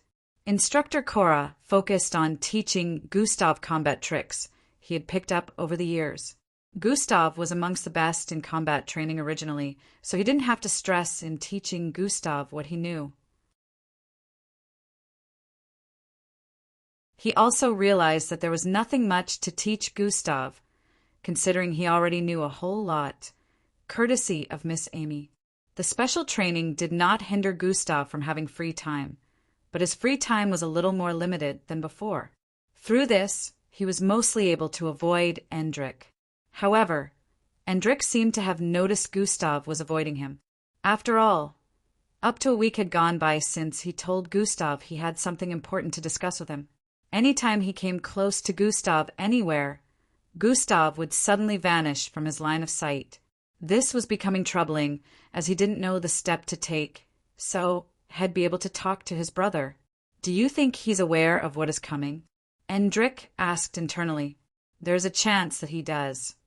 If he doesn't, we have to bring him up to speed," the voice of the gem replied in his head. "Now, how do we do that? He won't even let me see him," Endrick said internally with a sigh. "Use the people close to him to get to him," the gem suggested. Endrick was about to say something again when he spotted some figures in the distance. He was currently walking around camp, but he could see these figures coming from the area that led to the MBO camp hall of arrival and departure. "Angie," he muttered as he spotted Angie amongst the group of 4 girls in the distance. He could see they were dressed in actual MBO uniforms instead of the cadet outfits, which meant they were just returning to camp. These 4 figures were Angie, Matilda, Vera, and Glade. They were currently headed in the direction that led to the special classes residential area. Endrick decided to use this as an opportunity to head to Gustav's room and tell him that Angie had arrived before anyone else would.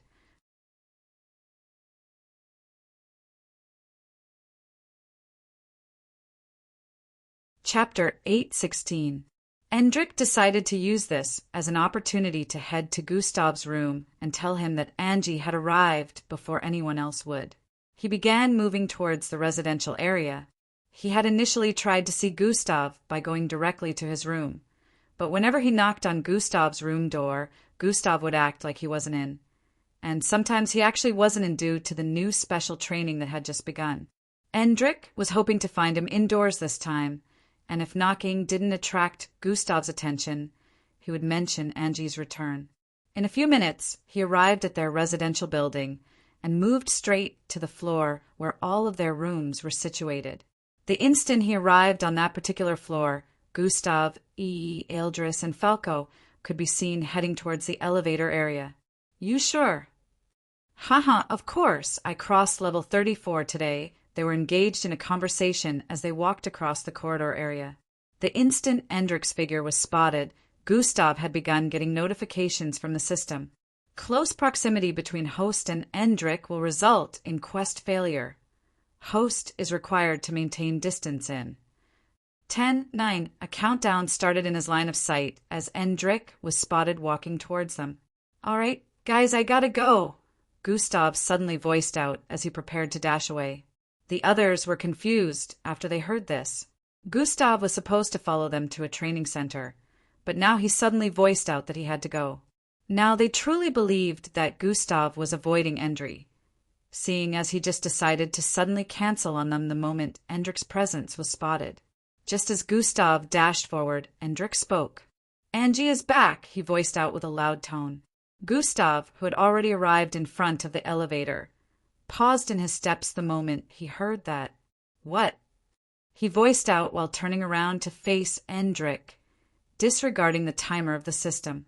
"I just saw her, and what are the others' names?" Endrik said while holding his chin. Ma. Matilda, Vera, and Glade." He added, "Where?" Gustav asked. "Hey, Gustav, you have to get away from him now, or you'll fail the quest." The system voiced out in his head, but Gustav ignored it. 3, 2, follow me, I'll show you, Endrik said while turning around. At this point, Gustav remembered the countdown, and at the last second, zoomed towards the railing area of the corridor before jumping off. 1. His body traveled across mid-air, crossing over 1,000 feet in nearly an instant. At this point, the timer stopped since he had given Endrik a lot of distance. Everyone stood in place with confounded looks on their faces, wondering why Gustav just did that. They had thought he would at least follow Endrik to find out where Angie was. Females could not go into males' residences without permits, so it made sense that Angie wouldn't be able to come here unless she saw one of them, which might not be till the next day since it was currently late in the evening. It didn't make sense that Gustav would not follow Endrik to look for her unless he didn't want to see her till the next day. They began walking towards Endrik to ask him to take them to where he had spotted Angie. But Endrik suddenly leaped across the air while pushing his palms forward. Fwai, he began flying in the direction Gustav headed in. After landing several thousand feet away, Gustav saw that the quest was still on and frowned his face in inconvenience. This isn't.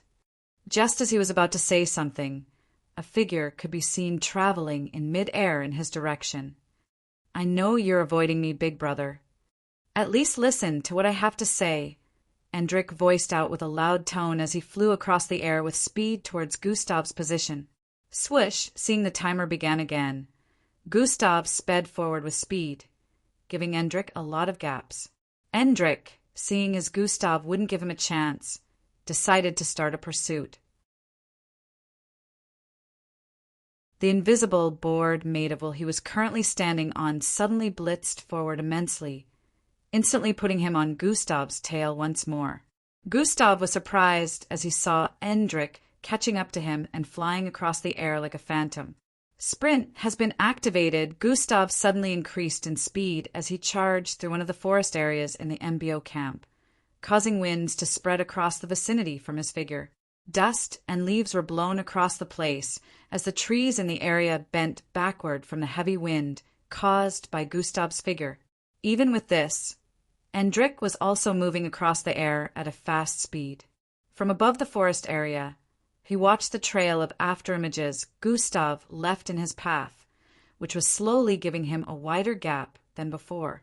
Endrik squinted his eyes and blinked. Zray, his figure suddenly disappeared and reappeared several hundred feet ahead of his initial position in midair. He blinked 2 more times, and the same action repeated itself, bringing him closer to Gustav even though Gustav's speed had increased by a whole lot. Gustav was once again astonished as he felt Endrik's figure closing upon him from midair. He was unable to believe that Endrik could catch up to him while he was moving at such a speed. "Gustav, please, it's important, let's just talk for a few minutes," Endrik yelled out again while he gave chase from above. "I do not wish to speak to you," Gustav answered and quickened his speed once more. Running across a waterfall area, he leaped across the descending waterfall. Endrik didn't have to go through the trouble since he was currently flying. He just followed Gustav through from above. Gustav had kept a safe distance between himself and Endrik at the moment, so the countdown had stopped once more. "Are you going to keep following me?" Gustav's voice echoed across the vicinity as he voiced out.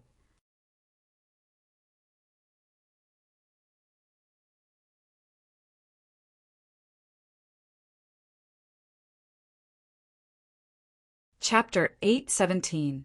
"I only ask for 5 minutes of your time. I promise I will not waste it," Endrik yelled out in response from far behind as he flew speedily.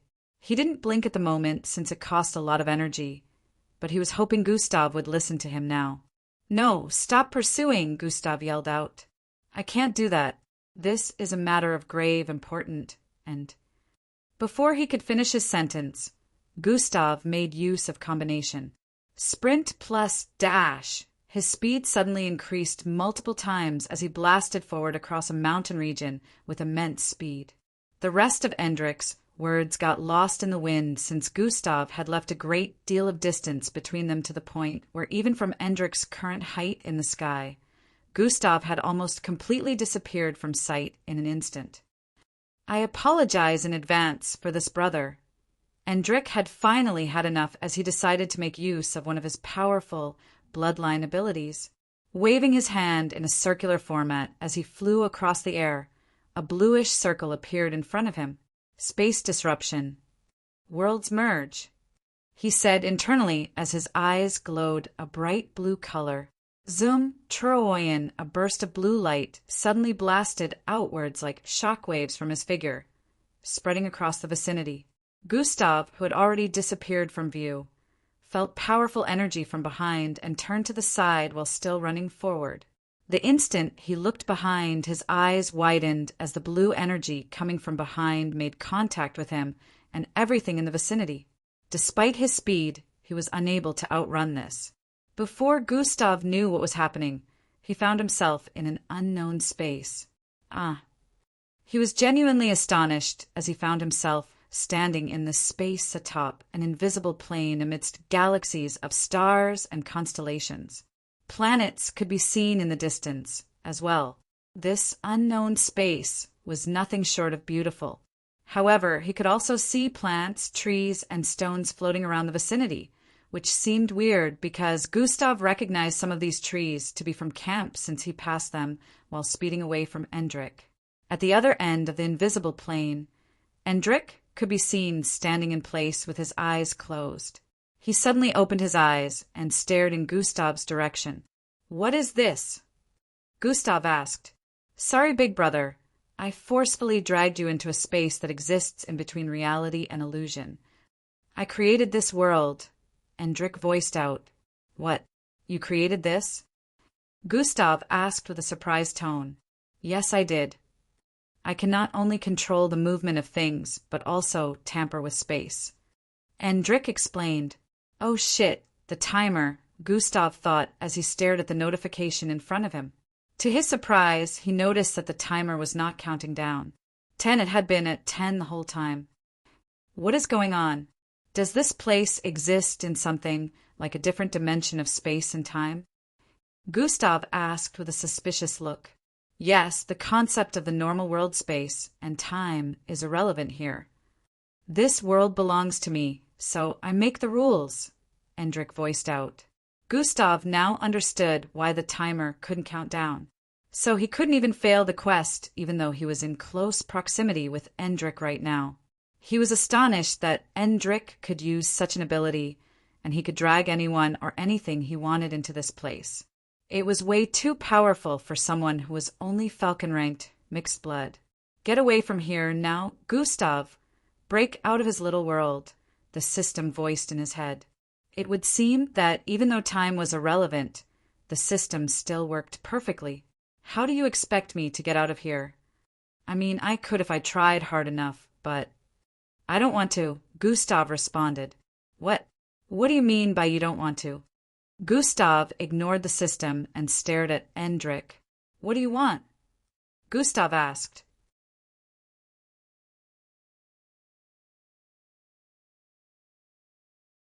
I just need to tell you about something important, Endrik responded.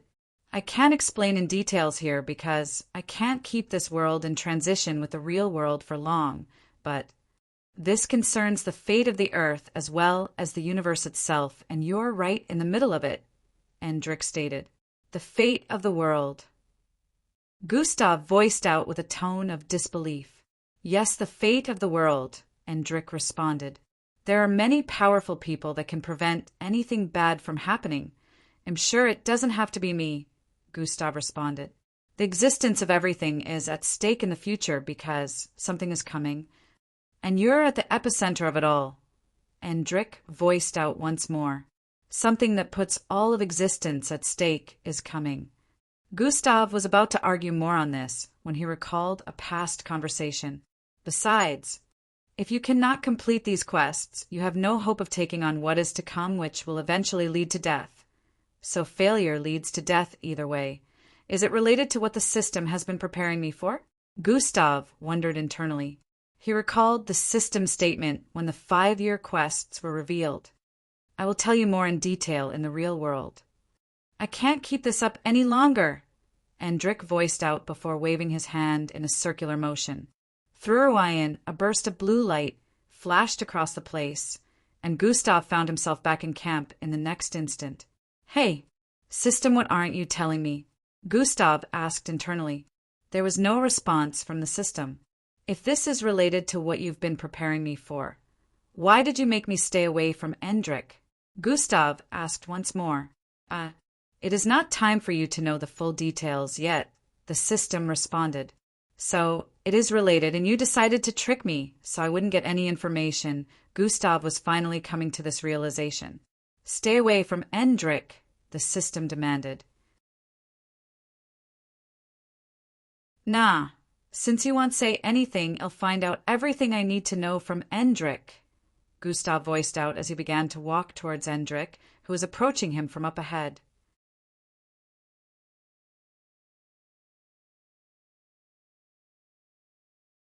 Chapter 8:18. Nah, since you won't say anything, I'll find out everything I need to know from Endrik, Gustav voiced out as he began to walk towards Endrik, who was approaching him from up ahead.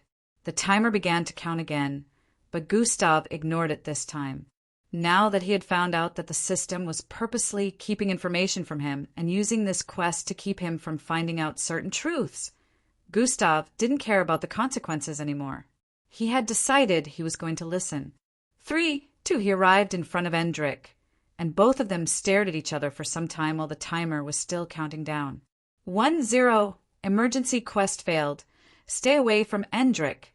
Punishment shall now be revealed. Gustav totally ignored the notifications and spoke to Endrik. Tell me what all this is about, he voiced out. I think he might be able to explain better, Endrik responded. He? Who? Gustav voiced out with a confused tone. Endrik raised his left palm slightly, and a glowing green gemstone appeared above it. Greetings. Outworldly. A deep voice laced with mysticism was heard, coming from the green gemstone. What is that?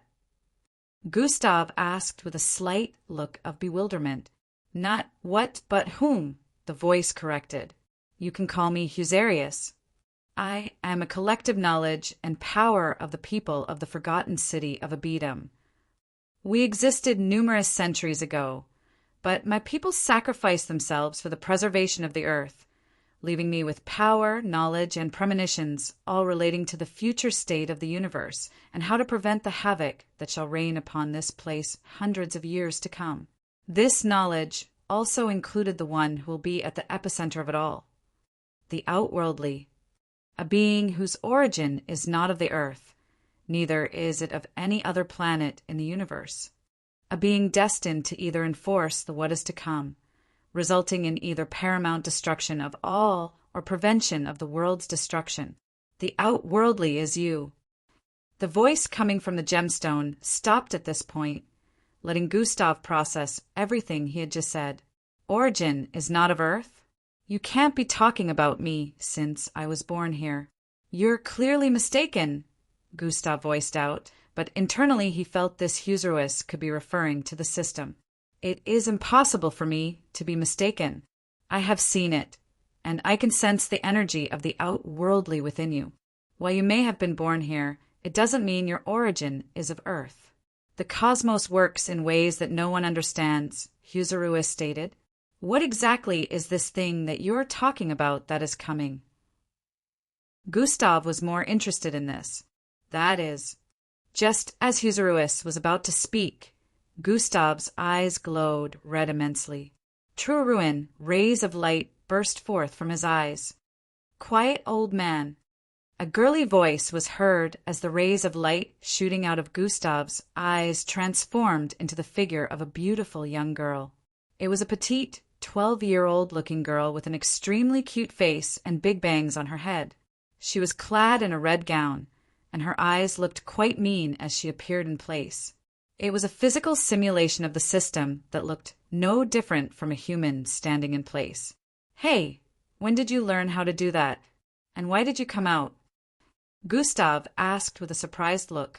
Endrik, too, had an astonished look as he stared at this cute-looking girl, wondering who she was. You were not listening to me, so I had to appear.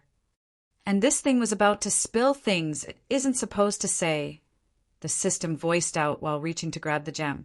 Endrik moved it away and stared at her with a suspicious look. What are you doing? Stop, since you clearly don't want to tell me anything. Husarus will bring me up to speed about what you are, Gustav voiced out as well before turning to face the gem.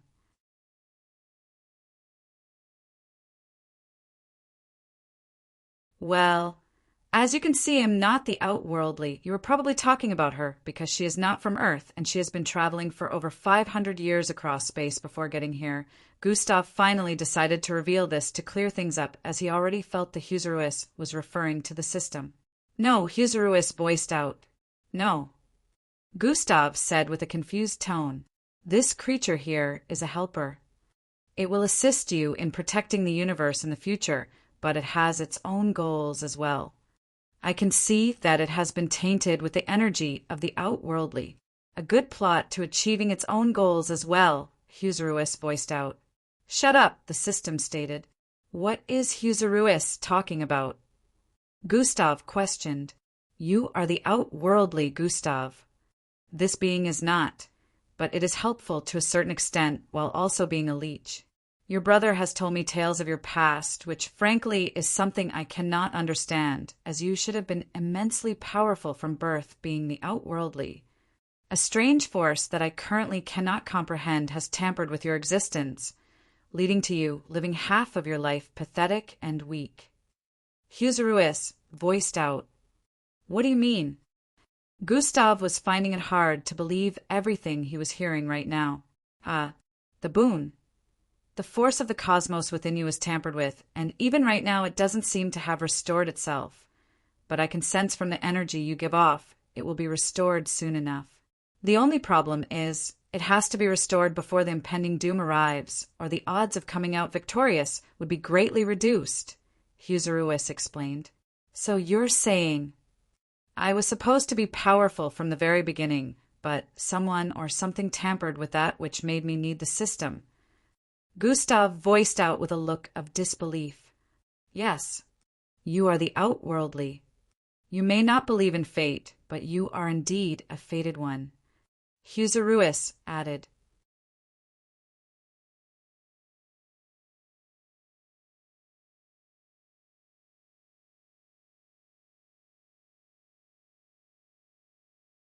Chapter 819. Hey, old man, you've said enough. The system voiced out as it finally spread out a wave of energy it had been accumulating this whole time.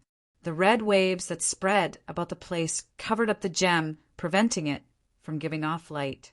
"Stop it," Gustav voiced out. "It is not time for you to learn of everything yet. This thing will ruin everything," the system stated. "Unfortunately, I cannot trust you anymore. You seem to already know of all these, but you kept it from me. Stop what you're doing right now," Gustav voiced out with a commanding tone. "I am not here to harm you, Gustav. If I wanted to do that, I already would. I live inside you, remember? Besides, if I harm you, I'll also harm myself. So think, why would I want to do that?" The system said with a logical tone. "Then tell me your goals," Gustav demanded. I can't reveal them yet," the system responded. "Not because I don't want to, but because of programming protocols installed into my core." The system added before Gustav could misunderstand. "A lot of things that I have kept hidden. Protocols are keeping me from revealing unless you complete some tasks first or grow to a particular level." The system explained even more. "All right, since you can't do the revelation, then let Huseruis do it. He's not bound by any protocol. Set him free," Gustav stated. Just as the system was about to respond to that, a bright light burst forth from the gemstone. Triin, it pushed back the red energy that had surrounded everywhere. "I am the combination of hundreds of thousands of souls sacrificed for the greater good of the universe. Your power may be great, but sealing me is impossible." Huseruis voiced out the moment it freed itself from the system's hold. "You." The system looked annoyed as it noticed it couldn't seal Huseruis anymore. Gustav deserves to know and understand what he is up against. So let me take the role of revealing the rest to him, since you are not allowed to do so, Huseruis voiced out. But let me clear something up. Gustav, there is no reason to mistrust this being. It truly doesn't harbor any negative plans against you. But I believe choosing to withhold information might affect the odds. So I have chosen to impart you with knowledge on what is coming, Huseruis stated. You have revealed enough. Any more will have cause and effect. It is not really a sensible choice, the system said to Huseruis. He needs to be capable before the time arrives, and this will help, Huseruis voiced out. I am already putting him on that path, and he will be capable enough when the time comes if he follows my plans, the system stated. How will that even happen if he is not well equipped with information right now? Huseruis kept disagreeing with the system's method of doing things. You claim to have a plethora of knowledge, and yet you can't see that this is the better choice. I know who you are now. Consult the fates and see what I'm talking about. You will ruin things if everything gets revealed to him right now. There's just too much at stake, the system voiced out. You know about the fates. Very well. I shall consult them once more. Huseruis voiced out before he stopped talking. You two seem to have forgotten that I'm right here. Who gave you two the right to make decisions for me? Gustav voiced out while furrowing his eyebrows. I want to know everything. He voiced out. Not yet, Gustav. It will tamper with what is to come, the system voiced out. Huseruis revealed a lot to me. I don't think letting Gustav know is a bad idea, especially when he's the outworldly. Endrick finally chipped in after staying quiet all this time. It is precisely because he is the outworldly that he needs to know less for now. You are not directly involved, so it's fine if you do, the system responded to Endrick. How does that even make any sense? Gustav voiced out with a look of annoyance. I am a time candidate.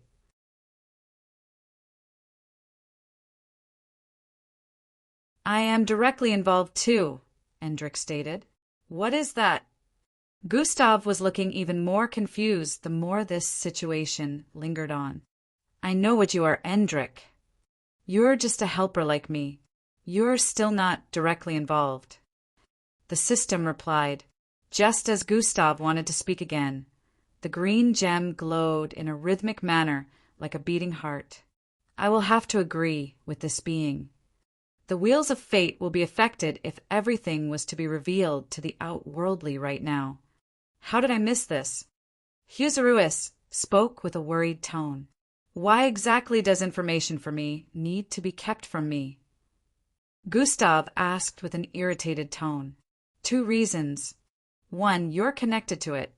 The more you know, the faster it brings about what is coming. 2, the strange force that tampered with your existence will show up the moment you find out about it.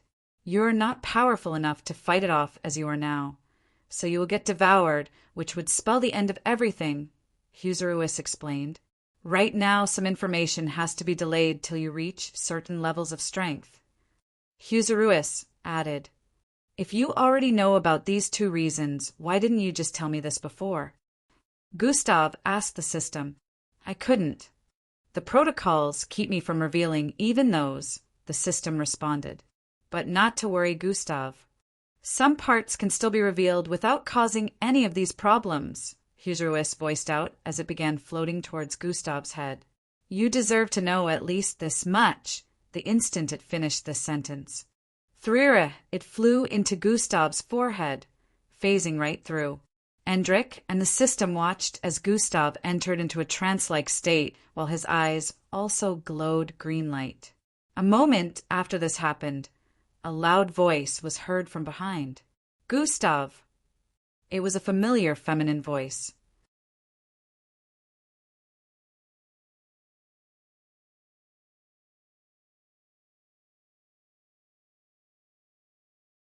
Chapter 8:20. A moment after this happened, a loud voice was heard from behind. Gustav! It was a familiar feminine voice. Endrik's eyes widened slightly as he turned around, while the human-looking simulation of the system disappeared back into Gustav. It's Angie, he said internally the moment he spotted the feminine figure coming from up ahead. Angie wasn't the only one approaching. Matilda, Vera, Eildris, and practically the whole gang were headed in this direction. Angie looked excited as she moved forward. On her beautiful face, a newfound maturity that was initially absent months before leaving camp could be seen. Besides that, it looked like Angie had grown taller and bustier, and her legs, especially her calves and thighs, were now looking thicker. Matilda had a silvery color on her forehead, a feature that wasn't present initially, and Glade was looking a bit more muscular than before. Vera was the only person without a noticeable change. She still had a clueless and innocent look, but Gustav knew well that she was far from being like this, and her other side would come out the moment it was time to get into action. Endrik, Angie voiced out as she came closer. She was unable to tell that Endrik was the person standing beside Gustav initially. Why is Gustav in this state? She asked the moment she arrived in front of them. Gustav was still standing in place with a green glow in his eyes. Everyone else arrived in front of them, too, with the same question in mind. It's kinda hard to explain. You all will just have to wait. Endrik couldn't think of a good reason to give them, and he obviously couldn't tell them anything about what had happened here. What did you do to him? Angie's voice smile suddenly switched to a cold glare as she asked. I didn't do anything to him. We were just having a civil discussion. I'll explain to you guys when he's finished, Endrik said while raising his hands up in resignation. Angie turned to the side to stare at Gustav again and called out his name twice, but upon seeing no response, she turned to face Endrik again. What did you do? She said while moving toward him with a murderous glare. Yo, chill, Angie, he voiced out as he quickly stepped in the middle of both of them. You know very well it's impossible for Gustav to be defeated by anyone here. Let's just wait for a bit, he added as quick as he could, trying to quell Angie's irritation. You're right. Let's just wait then. For your sake, I hope you haven't harmed him in any way, she voiced out with a threatening tone while still glaring at Endrik. Endrik sighed as he folded his arms. It will take forever to get them to trust me, he said internally. He wasn't really complaining since he felt it was his fault, but he was hoping Angie would at least give him the benefit of the doubt without jumping at his throat at every given opportunity. Where did all that nice character go? He wondered internally.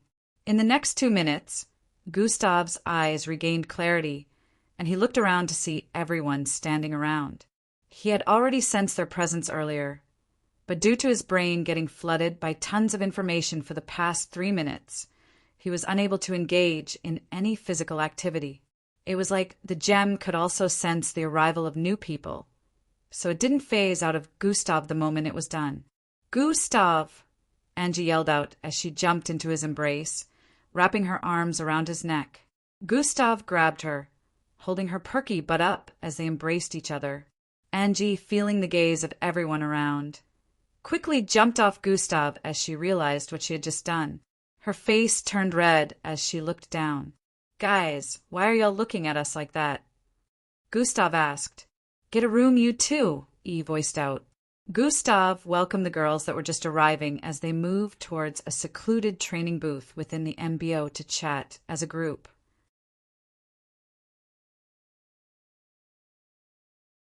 Besides Alevra, everyone else was here, and Drick included.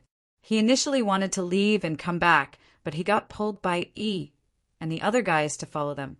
Gustav didn't mind, knowing he and Endrick still had unfinished business. What exactly was going on over there? Angie asked about what she had witnessed the moment she arrived with the others. Endrick was passing some private information to me. It was a lot of information, so yes, I needed time to process them. Gustav responded with part of the truth, while leaving out the rest. "What information?" Falco asked. "I'll let you guys in on it when the time is right," Gustav responded. "I myself don't have a lot to go on right now," he added with a serious look. The others could tell that whatever the situation was, Gustav was also trying to figure it out due to his serious expression. They knew it was impossible to pry information out of Gustav unless he wanted to tell them, so they had to stop asking here. "I hope you figured out," Glade voiced out, causing everyone to stare at her. She froze in place as she saw all the eyes on her. Why is she even here? Matilda voiced out with an irritated expression. "Yeah, I also want to know what's happening," Angie voiced out while staring at Vera and Gustav. "Oh yeah, about this. You guys will have to take Glade as a part of our circle like before," Gustav responded. "What? Why?" Angie, Matilda, and Falco asked at the same time. "Simply because. She is now an ally incapable of betraying me any more," Gustav stated. All of them had confused looks as they heard this and were about to retort in various ways when Gustav spoke once more. "Code IR." The instant Gustav voiced this out, Glade's eyes suddenly turned listless.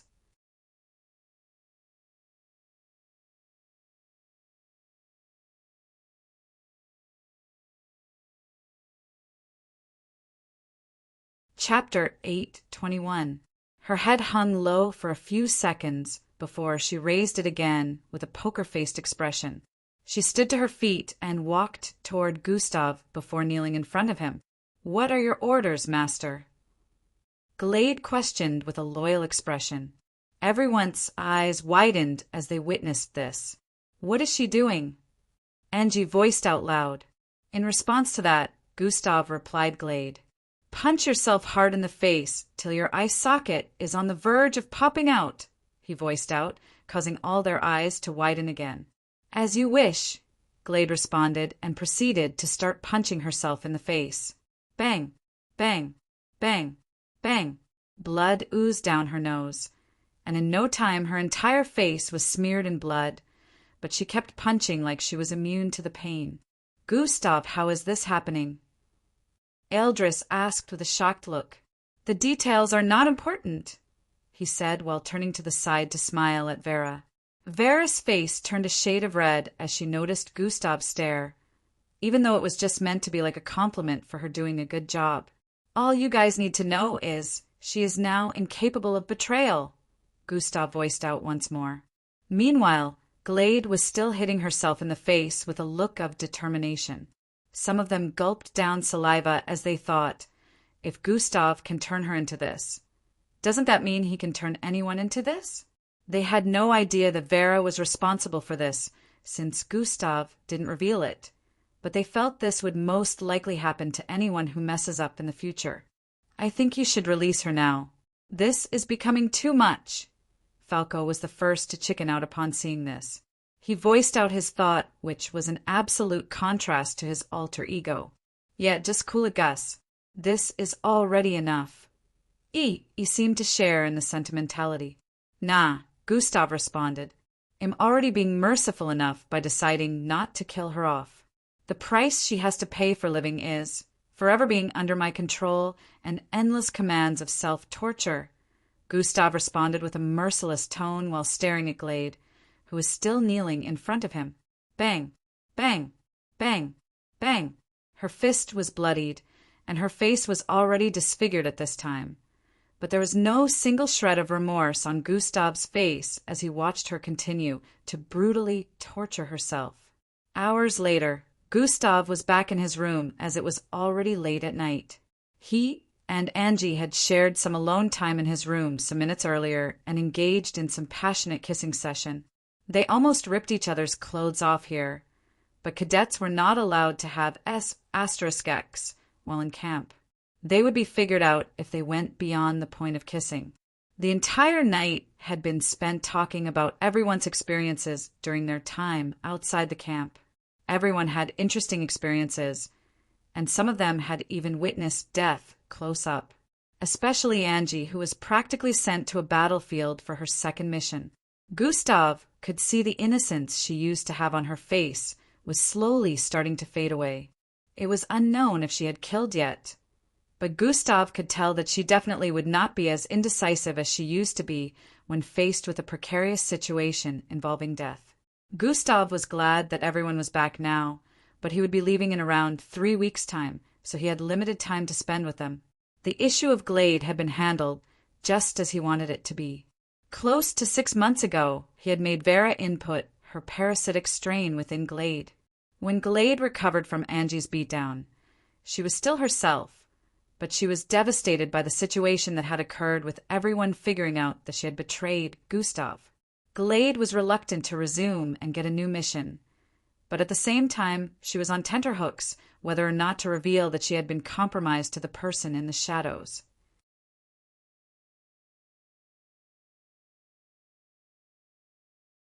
After thinking about the pros and cons for over a week, she decided to reveal that she had been compromised, but just then the parasitic strain Vera inputted in her kicked in. Her consciousness was eaten up and replaced by the new parasites, which mimicked her character and retained her memories, with one difference. She became Vera's puppet, so Vera could now control her actions and perceive her thoughts. Vera, of course, stopped her from revealing that she had been compromised and decided to do what Gustav instructed her to. Placing a set of codes within her consciousness would trigger her to respond to Gustav's voice and completely obey his every command the moment he mentioned those codes. Gustav was back in camp when all this was happening, so today was the first time he was testing it out, but it worked perfectly. Now his plan was to make use of Glade to uncover who this mystery person was and feed them with wrong information about himself. Glade was going to become his tool, and he made a decision to deal with whoever was behind the scenes. Now that everyone had gone back to their rooms and Gustav was all alone again, it was now time to ponder on everything that had happened today and reflect on all the information that Huseruis had passed to him.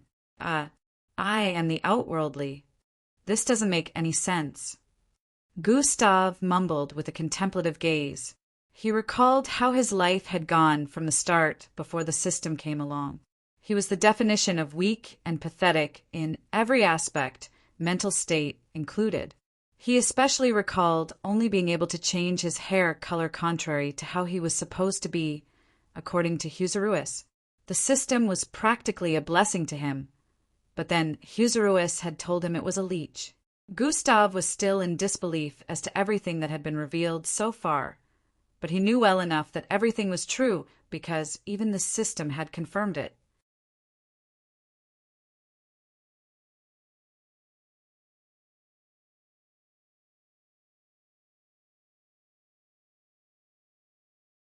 Chapter 822.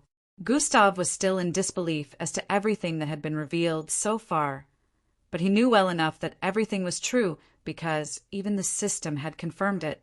Just as Huseruis had said, there were reasons why all could not be revealed to him, so he only got a little knowledge about what an outworldly was supposed to be and a small peek as to how it was related to what was to come. So far, he knew some unknown calamity had been predestined to bring chaos and destruction all across the universe. He was in the epicenter of it all because he was supposed to be equipped with the strength to stop it, or, better still, whether or not he had the strength to, without his input, it could spell the end of everything. Endrick happened to have been chosen as a time candidate who was going to retrieve for items scattered all across different galaxies, which will provide assistance to Gustav. Apparently, his friends were also included, as it was also revealed that everyone close to Gustav would have to join him in the final days of the happenings. Gustav only caught a small glimpse into whatever was supposed to be responsible for all this, and he felt the very depths of his soul tremble. Huseruis had revealed to him that he even handled it better than Endrick, adding that Endrick passed out for over 24 hours after getting doused with some information. "This is bigger than I thought," Gustav mumbled. "That is why I have all these goals and quests for you." "Everything is connected," the system stated. "You held information for me. But I understand. Although it's still a bit confusing, I feel the powerful beings of this age should be able to put up some type of fight, so why does it have to be me?" Gustav voiced out, "It's just how it has to be, Gustav. You clearly do not believe in fate. But just because you don't believe in something doesn't make it inexistent. It's either you or everything ends." The system added, "I am no savior." Gustav voiced out, but then he recalled all of his friends. One by one, images of their faces began to appear in his mind, and then came Angie's and then Miss Amy. These were people he didn't want gone. Lastly, Gustav pictured Boss Danzo's face and how Head have said something along the lines of, "I'm not asking you to be a hero. You'd die a quick death if you decided to try and carry all of the world's problems on your back. But if you have the power to prevent pain and suffering, don't hold back your hand, because if you do, you're no different from the scums of the earth. Help according to your capacity, but don't turn a blind eye if you know you can prevent bad things from occurring." He could really hear Boss Danzo's voice clearly in his head, like he was still alive and sitting right next to him. I'm willing to give this a try," Gustav said with a newfound zeal.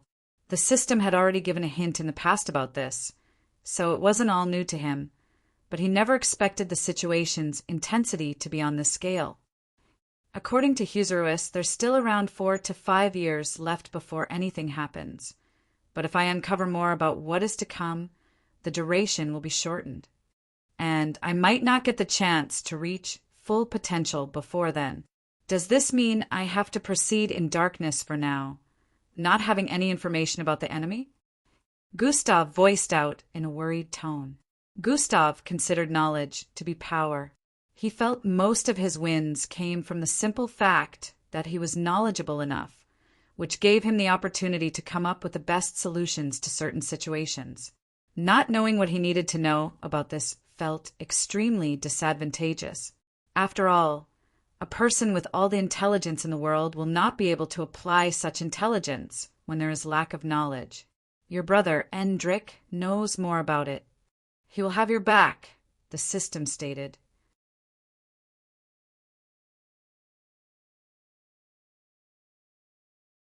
Even with all this, I still can't bring myself to fully trust him.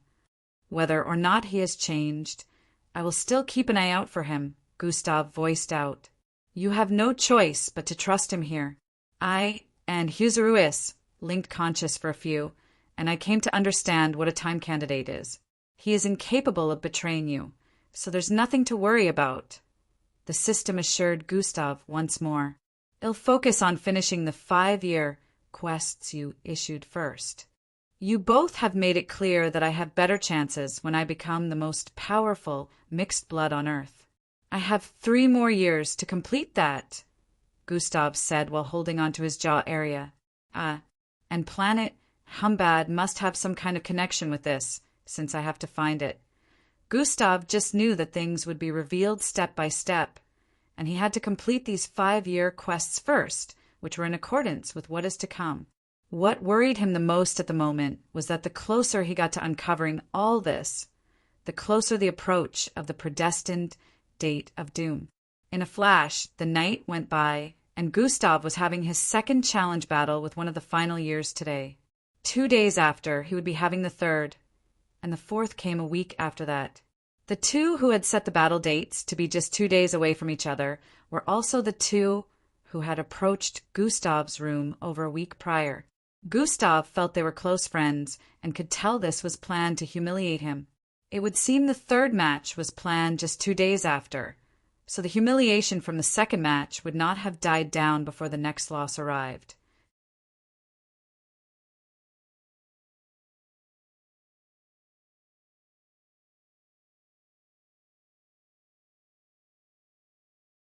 Chapter 8:23. Gustav was not even bothered by this. He still wasn't satisfied with how his match ended with Rufai. He and Rufai had become cool with each other and would share greetings whenever they bumped into each other due to how their match went. However, Gustav wasn't satisfied since he didn't get to use more of his abilities. Now that he would be battling cadets who had some grudge against him, Gustav was sure the match wouldn't be forfeited so quickly. He would get the opportunity to use more. Also, these two were considerably higher in the final year rankings, so Gustav was sure the battle would be more interesting. After 4 hours of training with the instructors, the time of the battle arrived, and Gustav was given permission to leave the Isher Mountains to attend to his duel. The battle location this time was somewhere Gustav had trained before. It wasn't new to the final year and second year cadets. The Devil Canyon. They decided to use such a crazy location as the venue of their battle. Someone could get struck by lightning at any given moment. Even we have to stay far away, or we'll might get caught up in one of the blasts. Some of the cadets chatted on their way to the venue. Having challenges was a normal occurrence in camp, but it was rare to see final year cadets issue challenges. It made the cadets even more interested when Gustav was involved. In the last duel, only a few final year cadets were present at the venue to watch the battle. But after hearing how Gustav totally decimated the place in one, a lot of them had decided to be present and witness a battle between him and a final year cadet in person. The surroundings of the Devil's Canyon were filled with tons of cadets at least twice compared to the last time Gustav battled with a final year. He secretly hosted a bet amongst the cadets using points. He was planning to spend a lot of points to purchase something in one of the shops, so he wanted to use this as an opportunity to replenish. Of course, betting wasn't allowed, so he had to do this covertly. You really believe Gustav Crimson would win against Von Tridesol? Ha ha ha, he's ranked 78 for a reason. Count me in, I'm putting 10,000 points on Von. Haha, you second years are delusional. Gustav may be good, but he's going against a higher rank this time. Even I can't beat Von, so I'm putting 7,000 points on him. E grinned from ear to ear as he moved about the place, arguing with the conceited seniors about the match and placing bets. Gustav arrived on the scene a few moments later, attracting all the attention to himself. Yo, Gus, my man, make sure you take care of this hee-hee. E gave Gustav pats on his shoulder as he voiced out. Okay. Gustav wondered why he was speaking weirdly, but he still answered. Eldris shook his head from the side. You sly fox, he laughed lightly as he voiced out. Hey, come on now. I'll share some of it with everyone. Gus, just make sure you take care of that Von properly, or I'll be doomed, E said with a look of enthusiasm. Crook, Falco also voiced from the side. It's just business, hee-hee. Why is the MBO so stuck up? E responded with a light chuckle. See you guys in a few. Gustav didn't know what he was up to, but he wasn't bothered. He stared at his opponent, who was thousands of feet below in between the canyon up ahead. Dark clouds hung above this area, and occasionally lightning bolts struck down. The lightning bolts were not only random, but were of different colors as well. Some of them had different effects on the environment. Based on the color, it might affect the gravitational state of the environment and could cause sound disruption or spatial phenomenons. It was completely random how things could go. Some of the phenomena might even be disadvantageous to an opponent and maybe a boon to the other. Gustav leaped across the air, traveling several hundred meters in an instant. Bang! He landed right in the middle of the dimly lit canyon, causing wind and waves of water to blast across the surroundings. The person several 10 feet away had white shoulder-length hair and almost completely slit eyes. It was barely noticeable, but his eyes could be seen cackling with white light. He stared intently at Gustav the moment he arrived on the scene. "I hope you're ready to lose woefully." Vaughn voiced out. I could ask you the same," Gustav answered with an unbothered tone. "From the moment you decided to show up, it was already your loss." Vaughn's tone of speaking had subtle hints within, which made Gustav feel something was up. However, even with that, Gustav was even more interested in seeing what the opponent was up to. After a barrier had been constructed all around the Devil's Canyon, the instructor supervising the duel gave the go-ahead for the battle to begin. Threera! A bolt of lightning descended from the sky, slamming straight onto the ground in the middle of the two. Friu! The moment massive waves of water blasted across the surroundings from lightning, making contact with the stream. Gustav and Vaughn charged forward. Swoosh! Sowuv! Teeth chararichich! Electric arcs could be seen phasing out of Vaughn's back as he sped forward, moving even faster than Gustav. Bang! Gustav and Vaughn's fists collided with each other, sending everything within a radius of up to 500 meters, flying due to the shock waves generated from their clash. The stream parted ways, and the grounds quaked immensely as Vaughn slid a few feet backward, leaving lines of cracks on the ground due to that. Gustav still stood firm, even though his feet had sunk into the ground a little. But he could feel his arm was a little numb from the electric currents that ran through his body when he collided with Vaughn.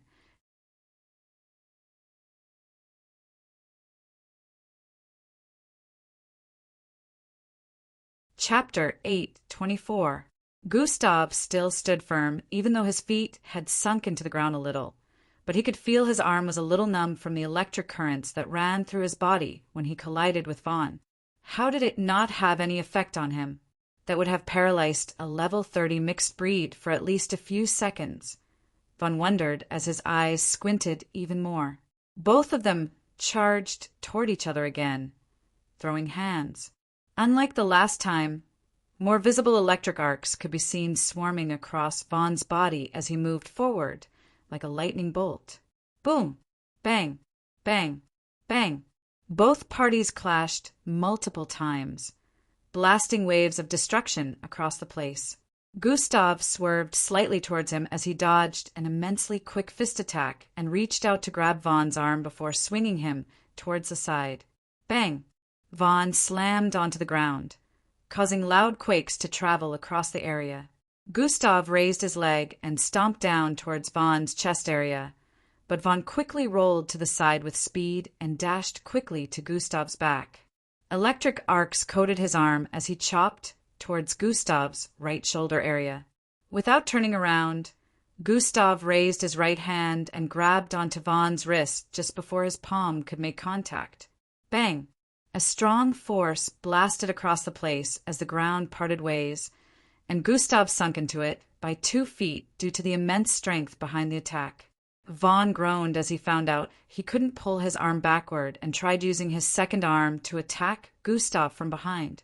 The same action repeated itself as Gustav grabbed onto the arm, sinking a little bit deeper into the ground. Vaughn opened his eyes wider at this point, and lightning arcs could be seen traveling within them. His body conducted a wave of electricity that ran across his arms towards Gustav. T-charari-che-che-che-che-che, hi-yo! He yelled as he sent electric currents running through Gustav's body so he could get him to release his arms. Gustav's body transformed at this point as reddish-brown scales appeared all over his arms, and his legs turned even bulkier. The massive electric charge that had just been unleashed could barely faze him as Gustav proceeded to drag Vaughn and flung him forward. Fwai! The intensity of the pull shocked Vaughn greatly as he found his body spiraling across the air. Bang! He slammed into a mountain by the side, causing debris to blast across the place. Gustav jumped out of the hole he had sunk into at this and dashed forward. Sprint has been activated.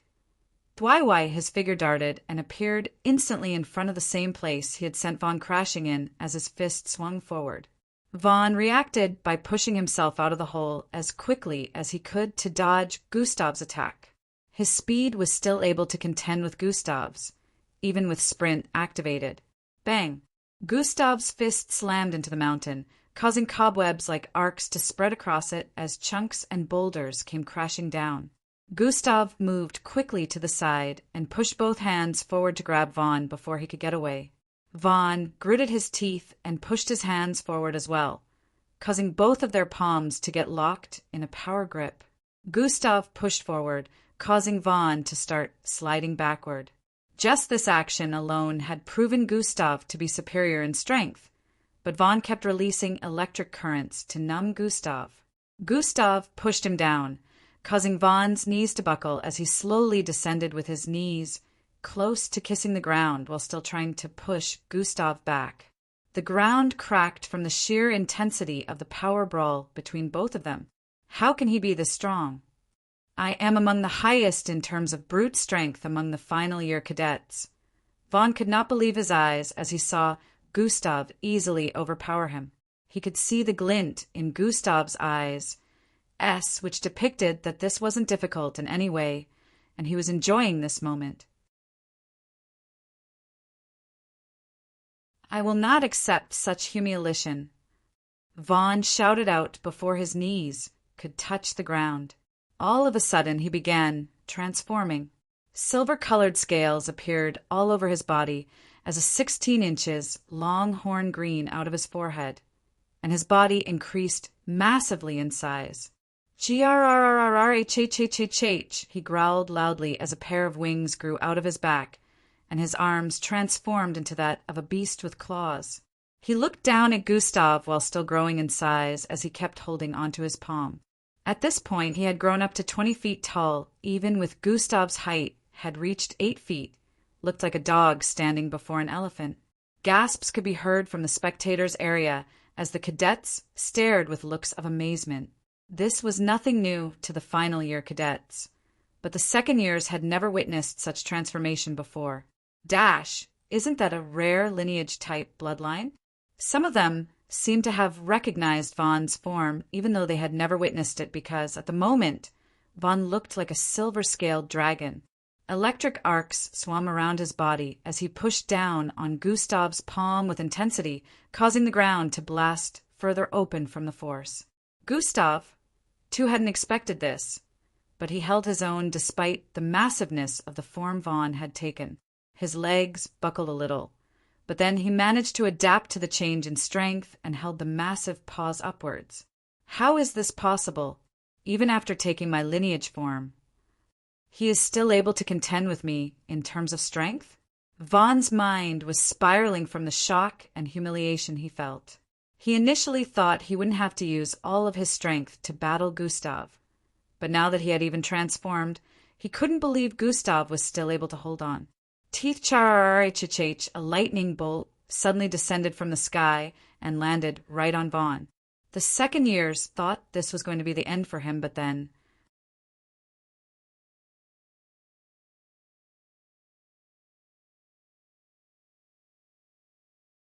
Chapter 825. The second-year cadets thought this was going to be the end for him, but then... Through the lightning bolt was distributed all across Vaughn's draconic-looking figure. Gustav could feel Vaughn getting energized from this lightning bolt, but before he could react, teeth charrrrrhhh, bang, a lightning blast radiated from Vaughn's body, slamming heavily into Gustav and sending him flying backward. The upper part of Gustav's cadet uniform turned into ash. He traveled across the air and slammed into the left side of the canyon. grrrhhhhhhrr. A loud growl was heard from Vaughn as he stood tall with lightning arcs swimming around him. Lightning bolts of different colors could be seen in the darkened clouds in the area. T-chararhhhh, T-chararhhh, T-chararhhh. His voice was like calling for them as lightning bolts began to strike down vigorously in different colors. They all slammed into Vaughn as he stood there, receiving their lashing. Just like before, his power kept increasing the more they slammed down. At this point, the gravitational state of the environment was immensely disrupted as rocks and small stones could be seen floating in midair. Vaughn suddenly opened his mouth, shooting out massive lightning bolts joined together towards Gustav's direction before he could get out of the hole. Thrara, the entire mountain area by the side exploded as it came crashing down from the intensity of the lightning strikes. The bolts were so powerful that even the spectator area had begun to quake from the massive force. The second years were awed seeing what had just happened and stared at the battle area, seeing the immense destruction that had occurred. Compared to Rufai, who Gustav had defeated last time, Vaughn seemed significantly stronger. The final years were not in any way surprised to see this happen. They had thought Gustav would be able to do better than this, but seeing this, some of them were disappointed. At this point, everyone thought this was the end, and Gustav must have been buried in the pile of rubble. However, just a few moments later, boom! A loud blast reverberated across the surroundings as a figure phased out of the pile of rubble, flying into the sky. "That's an interesting bloodline," Gustav voiced out as he stared at Vaughn in his draconic form down below. His upper body was bare and blackened from the lightning bolts, but otherwise he seemed fine. The spectators were once again left speechless as they saw Gustav ascending across the air like he was uninjured. Vaughn's eyes widened as he saw Gustav flying. Unbelievable.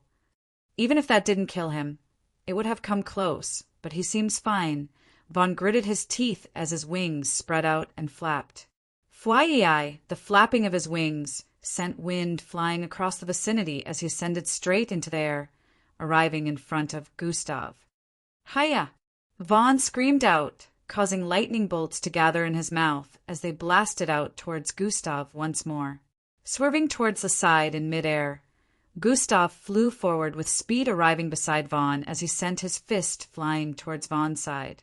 Power boost has been activated. Bang! His fist slammed into the draconic figure, causing big waves to radiate across the surroundings as Vaughn was sent hurtling across the air. To his surprise, did his power increase again? He wondered as he managed to stabilize himself after some time and follow Gustav's speed as he dashed across the air. Bang! Bang! Bang! Bang! Multiple blows were traded between them in midair as they flew about the place with immense speed. A lot of second year's cadets were unable to follow their speed completely, which made it look like black and white streaks dashing across the air. 1 second they were on the east, and the next they had appeared over 3,000 feet away from their initial position in midair. This continued for close to 30 seconds till Gustav finally pulled away, seeing as it had gotten to the time limit for hover. All this time, it looked like they were both on the same level of strength, but in reality, the final years had noticed that Gustav was pushing Vaughn back bit by bit and inflicting little damage on his silver scales. "It's been nice doing this, but it's finally time to end this," Gustav voiced out as he floated several hundred feet away with a smirk on his face. "What do you mean by that?" Vaughn asked as he suddenly felt a sense of foreboding. "Combination has been activated. Mutated bull plus demonic bunny plus blood wolf plus Savrina serpent plus solar." "You'll find out in a few," Gustav responded to Vaughn as his body began transforming. Vaughn saw this and hurriedly flew forward to attack. However, bam! He slammed into an invisible barrier the moment he arrived a few feet away from making contact with Gustav. Bang! Bang! Bang! He began slamming on this barrier repeatedly as Gustav transformed. In the next few moments, Gustav had transformed into a menacing-looking creature with glowing white eyes, purplish and golden-colored scales covering some parts of his body, and a muscular-looking, 10-foot-tall physique. He had made use of the ultimate combination form. Unlike before, Gustav could add one more mixed breed to this, so he was even more powerful. "It's over!" Gustav voiced out as his eyes radiated with bright white color. Fwai, pushing his palm forward. Von suddenly lost control of his body and found himself flying towards Gustav. Gustav grabbed him by the neck, even in this massive form he had taken, and blasted forward with immense speed. Boom! It sounded like the air was being torn apart as he slammed Von into the side of a mountain, blasting straight through. Von's massive body was used as a plowing tool as Gustav pushed forward into the mountain with him in front. Boom! They arrived out the other side and slammed into the barrier, preventing their battle from affecting the spectators. Luckily, they had made this one stronger compared to the last, so it was able to hold. Gustav turned around and flung him forward again. Von found himself unable to fight against Gustav's newfound strength and immense speed.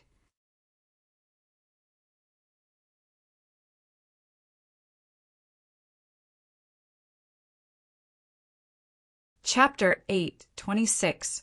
He wanted to open his mouth and blast out lightning bolts again, but Gustav suddenly arrived behind his body that was flying across the air and punched him to the ground. Bang! He slammed into the ground several thousand feet below, causing shockwaves to spread across the place as the ground caved in from the impact. Gustav stood in midair and pushed his hands downwards again. A red, solar-like wave jetted out from his palm, slamming straight into Von down below and pushing him further into the ground. At this point, the ground had caved in way more, and a massive crater had been formed.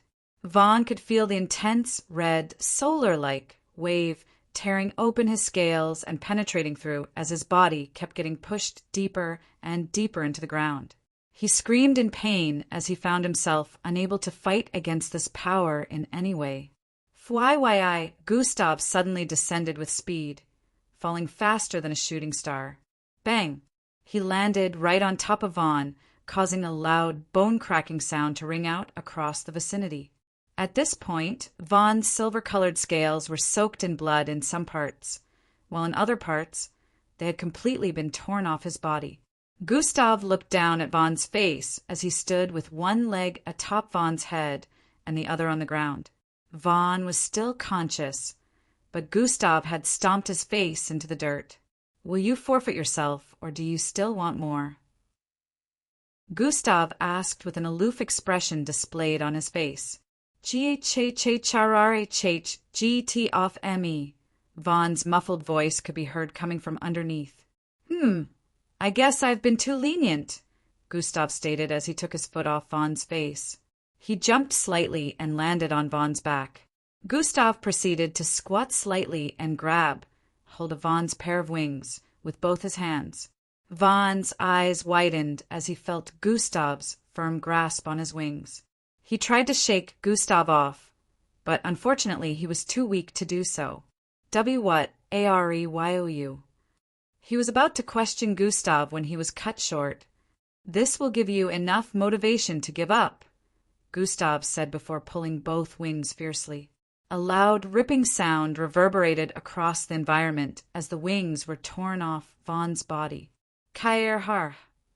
Von screamed loudly in pain as blood jetted out of his back.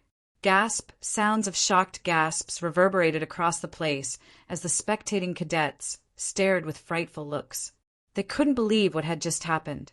They couldn't fathom how badly that would hurt and wondered how this would affect Von when he transformed back into a human form. Gustav held onto both wings that were as large as his current size for a brief moment and threw them to the sides. Not only was Von writhing and screaming due to pain, but also because he knew this would affect him physically.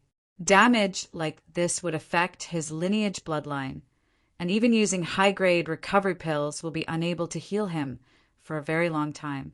"Aye, for fight!" He screamed out in pain as his body began to transform back into human form. Gustav climbed off him at this point without a shred of remorse on his face.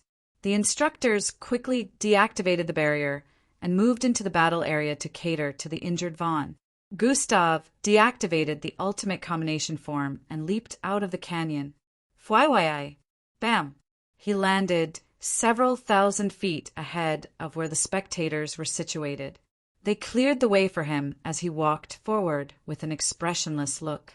Gustav could see the look of fright in some of their eyes, and he just happened to spot the final-year cadet he would be battling in the next 2 days somewhere among the crowd.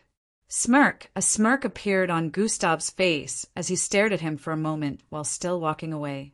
The cadet, who happened to be the friend of Vaughn, who had just gotten defeated, gulped down saliva while trying to hide his troubled expression. Yes. Ha ha ha, you did it, man. He suddenly jumped forward out of nowhere and latched onto Gustav's back. Ealdris, Falco, Angie, Matilda, and the others also phased out of the crowd and moved toward Gustav to cheer for him. Now I'm going to be stinking rich. He screamed out again while still latching onto Gustav's back and waving his right hand around. What are you doing, man? Timi nearly face-bombed as he saw actions. Rich? How? Gustav asked.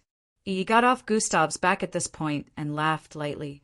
Y'all pay up, he voiced out as he began moving towards different spots in the crowd.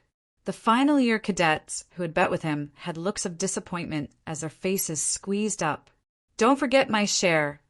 Ada appeared out of nowhere and voiced out as well. She had bet on Gustav winning, just like He went about collecting his and Ada's winnings, while the others stared at them with dropped eyes. He's really conducting illegal activities on campgrounds happily. Ealdris shook his head as he voiced out. In a flash, another day had gone by, and Gustav had spent all this time training as expected. He would occasionally spend time with the others, and Angie when he was less busy. The hype of Gustav winning the second final-year cadet still hadn't died down, and at this point the final-year cadets knew his first win wasn't by luck. This was a top 100 cadet that had been defeated. No one still knew how powerful the form Gustav took was, but they knew for sure that the moment Gustav took that form, it became impossible for Vaughn to contend anymore. They had witnessed Gustav use other abilities in the fight against Rufai, so they knew he still had other options at his disposal. This thought alone made them see Gustav as not just the strongest second-year cadet, but also one of the strongest in the entire camp. Vaughn still hadn't recovered from the injury Gustav inflicted on him, despite getting treatments from the finest medical practitioners in camp.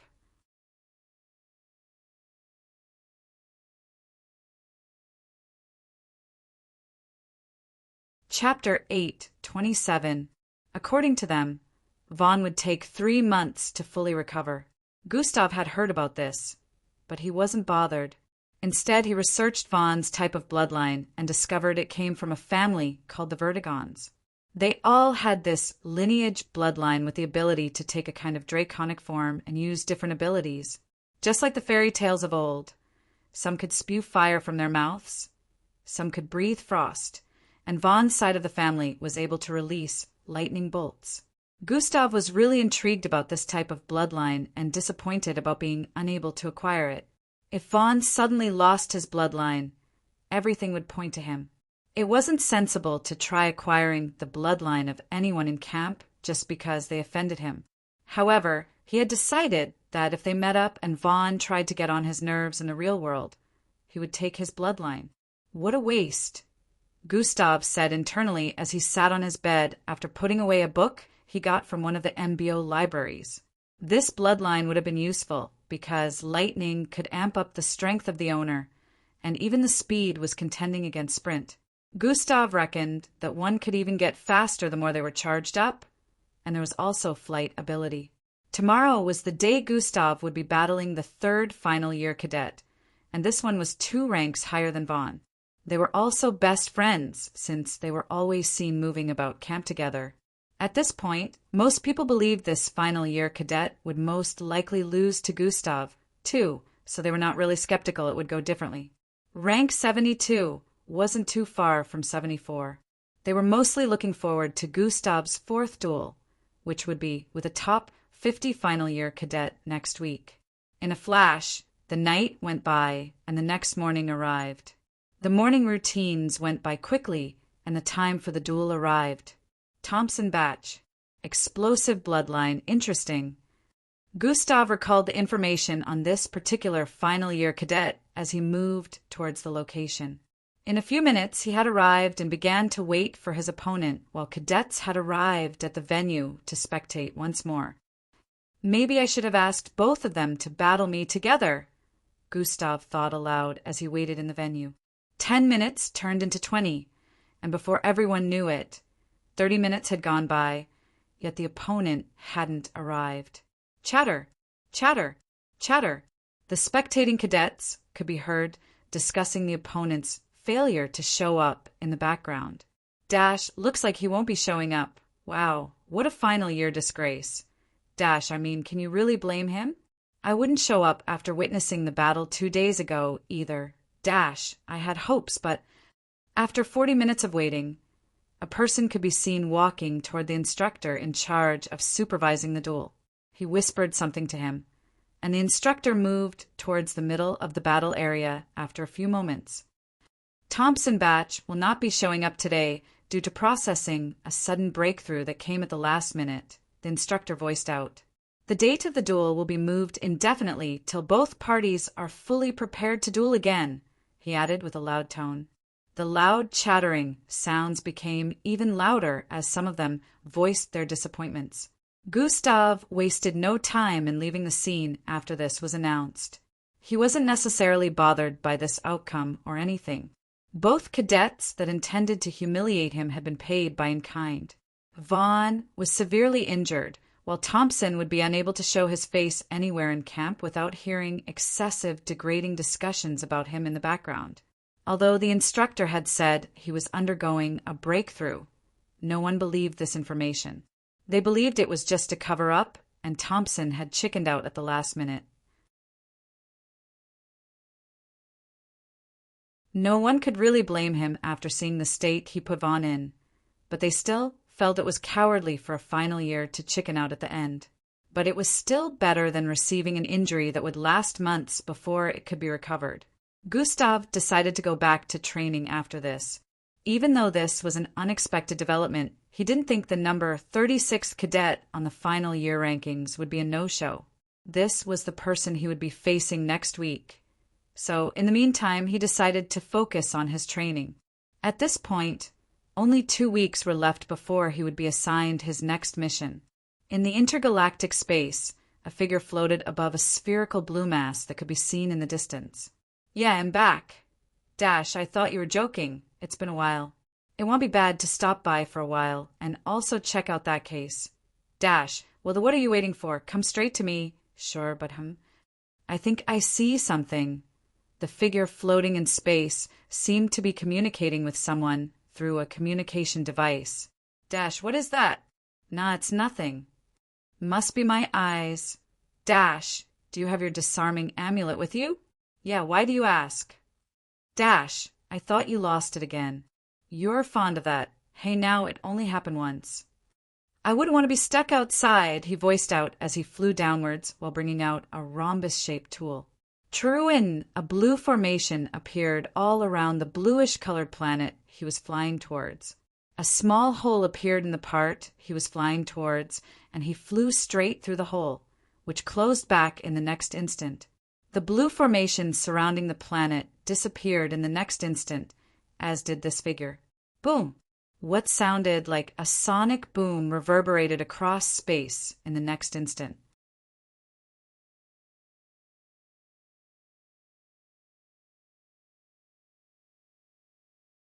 Chapter 828. Boom! What sounded like a sonic boom reverberated across space in the next instant. Days went by within the MBO camp, and Gustav resumed his training as expected. The quest to stay away from Endrick had a particular punishment for failure that hadn't taken effect yet. Other failure punishments, like taking 10 points off Gustav's attributes and others, had already taken effect. But this particular one still hadn't. It had been counting down all this time, and on this particular day, only a few hours were left. "Why can't you just cancel it?" Gustav asked. "I don't have control.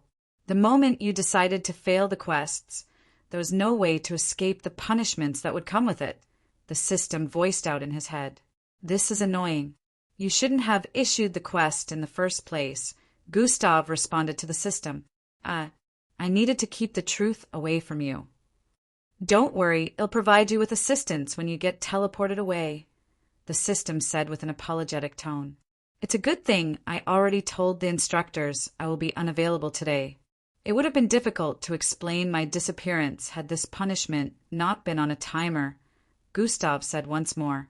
It was around 5 a.m. in the morning, and Gustav had been awake all night, channeling his bloodline.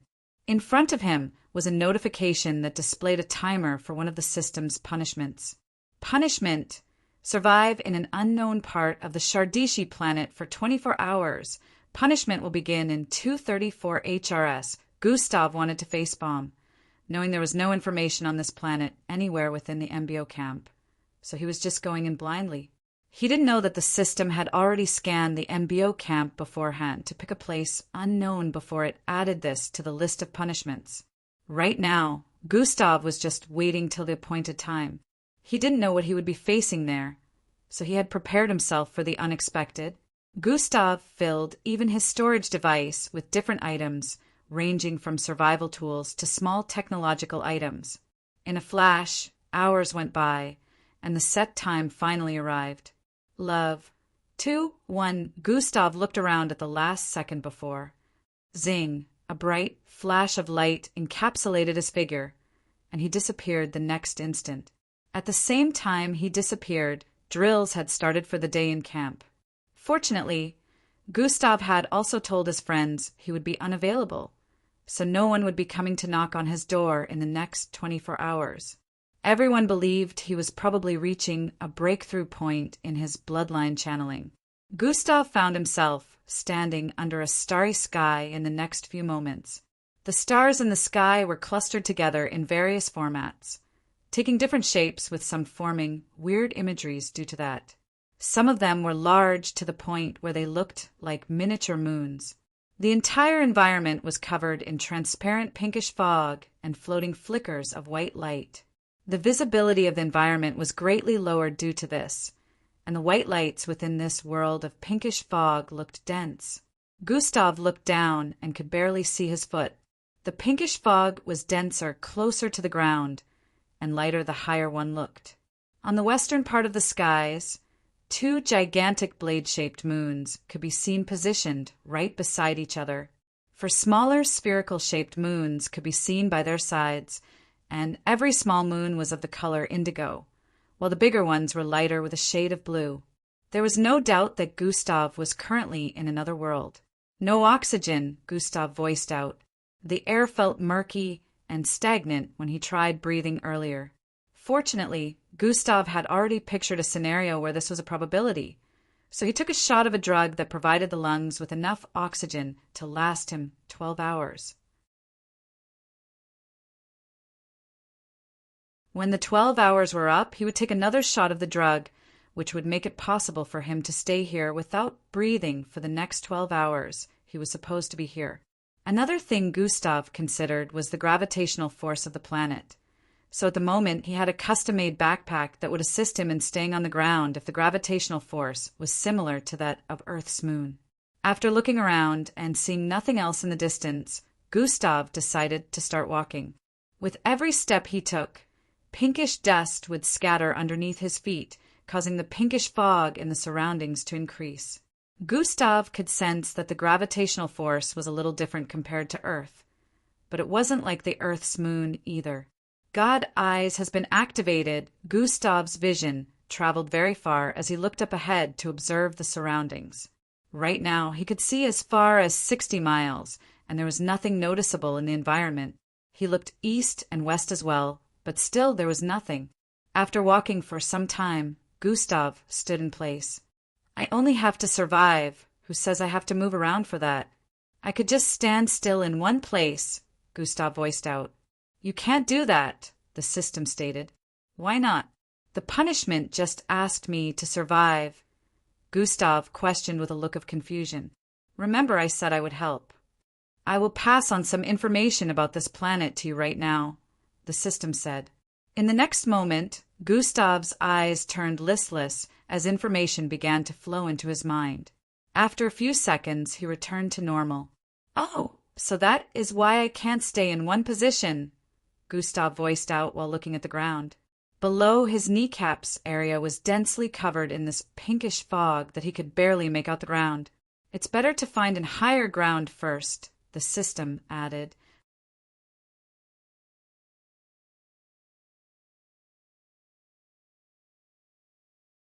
Chapter 8:29.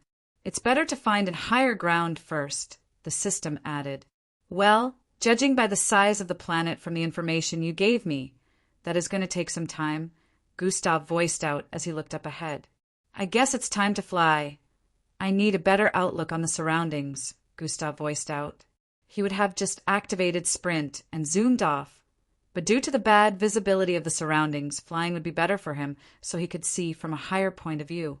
Gustav activated hover and began to float in mid-air. Right now, hover granted him flight ability for 30 seconds. Initially, he could just float and move around a bit in mid-air. He couldn't really call it flying because he could not move as fast as he would like to when it was activated. However now, swoosh, after reaching a particular height in the sky, he zoomed off across the air. With God eyes activated, he could see everywhere on a larger scale while he flew across the vicinity. The pinkish fog was literally everywhere, and Gustav had noticed at this point that he was in an area of the planet where the sands were pink. Since flying made him defy gravity, he was unbothered by the weird gravitational force of the environment. He flew speedily across the air for around 20 seconds before he finally noticed something in his line of sight. Thousands of meters away in the northeast area, he could see a massive pointy green shard protruding from the ground. It looked like a spear shooting straight into the sky due to its length. It had rough-looking surfaces and small round holes within. Gustav flew in that direction, and the closer he got to it, the more he realized just how big it was. Are you sure you want to go there? The system asked. Gustav already knew what the system was referring to, and it was the fact that places like these were considered breeding houses for a type of insect-like species that survive on this planet. Yeah, I didn't forget the information you just gave. Hover is about to run out of time and deactivate. High ground is needed, and this is the only one available so far, Gustav voiced out in response. Not only was he using God eyes to scan the area as well as his perception, but he knew well that they wouldn't find any other high ground for hundreds of miles. Hover had a time lock whenever it ran out of time and was deactivated. Gustav wouldn't be able to use it again for about 10 minutes, so the plan now was to land atop that massive greenish-looking shard protruding from the ground. FYI, Gustav ascended further in the air for about another 1,000 feet before he arrived at the top area of the greenish shard. The top was a bit pointy and sloppy, but Gustav managed to find his balance as he landed on it. The top was big enough to cover around a 20 feet wide radius, and holes could be seen all over that faintly displayed the inside of the massive shard. Each hole was around the size of a palm, so Gustav couldn't fall through even if he stood above any of them. Gustav held onto one side of the top of the shard and stood in place looking around. There was nothing to be seen for miles, just as expected. He had decided he would wait till the time lock for hover was over. He didn't want to make use of the ultimate combination form for flight purposes because that depleted a lot of energy, and he wanted to make sure he had enough to last him this 24 hours since he didn't really know what to expect. The system had given him some information on this planet, but even the system had limited information about this place, so he could only make do with what he had. Anything unexpected could happen at any time. Just as Gustav was having some random thoughts while waiting, he sensed something and looked down. Shifting his left foot a little, he looked through the hole and could see hundreds of feet below was a greenish, cotton-like figure. Is that how they look? Gustav asked with a slight look of astonishment. That's The system had barely answered when this greenish cotton-like figure began to separate. Gustav's eyes widened slightly as the cotton-like figure separated into thousands of smaller cotton-like fragments and began to crawl upwards. It was almost like every part of their body was made out of tiny cotton-like legs. "There's a whole lot of them," Gustav voiced out as these things began to crawl upward speedily. At this point, he could tell they were most likely coming for him. "I really don't want to find out what they can do, so—" Gustav's hands lit up in flames in the next moment. Fruum, bluish flames blasted out of his hands towards the holes beneath. The tongue of flames collided with these cotton-like creatures and set them ablaze. Some of them began to rapidly drop like moths that had been lit up. After a few seconds, Gustav eased up on the flames and looked through the holes again. The massive ball of the cotton-like figure had cleared up, as well as the many of them crawling up the walls within the shard. Gustav heaved a sigh of relief after he saw this, but in the next instant he sensed movement once more. God Eyes has been activated. His eyes glowed up as he looked through the top of the massive, shard-like structure.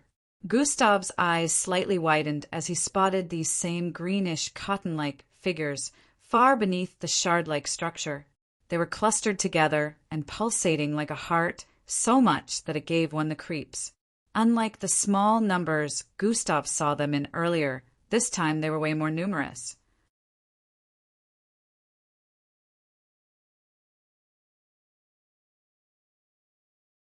Chapter 830. Another thing that surprised him was how they had changed colors from green to bright blue. The creatures began to crawl up even faster than before, lighting up the internal structure of the shard as they swarmed upwards. "What the hell are those things?" Gustav voiced out as he prepared to use another long-range attack. He didn't want to use something overly powerful so he would not destroy the entire structure. So Gustav decided to take some items from his storage device. 3 small, circular-shaped, metallic balls. He dropped them through the hole. These small balls fell into the middle of the swarm of an unknown creature, and 3 small blasts were heard within the massive shaft-like structure. Boom! Boom! Boom! The structure vibrated a bit from the force of the explosions, but luckily it didn't have too much effect as the structure remained standing. Smoke drifted upwards from the holes on the tip of the shard-like structure. The internal part was filled with smoke and barely visible. Gustav should have looked relieved at this point, seeing the effect that these had caused, but he looked even more astonished than before as he kept staring in the direction of the hole where smoke was still drifting out. "They are still alive," Gustav voiced out as his pupils dilated and he zoomed his eyes further in. Some of the cotton-like creatures had turned from light blue to a shade of red as well, and were close to reaching the top at this point. Boom! Boom! Boom! Flames with a mixed color of red, blue, and green began shooting out from the holes. Gustav quickly moved away, dodging one of the finger-sized flames that flew out of the hole he was staring into. SHHHSSHHHZZZ, the air sizzled from the hotness of the thousands of flames shooting upwards out of the hole. Gustav had to start swerving across the top of this shard to dodge these thousands of small flames jetting out with little to no space around. Moving back once more on the west side, Gustav's foot slipped as he got to the edge, and his body slanted backward as he nearly fell off. His upper body slanted to the point where his back would almost be at ground level if he was standing on the ground. Pushing his body upwards, Gustav quickly moved to the side to dodge another one. "This is troublesome." Just as Gustav voiced this out, the cotton-like creatures began to climb out of the shard.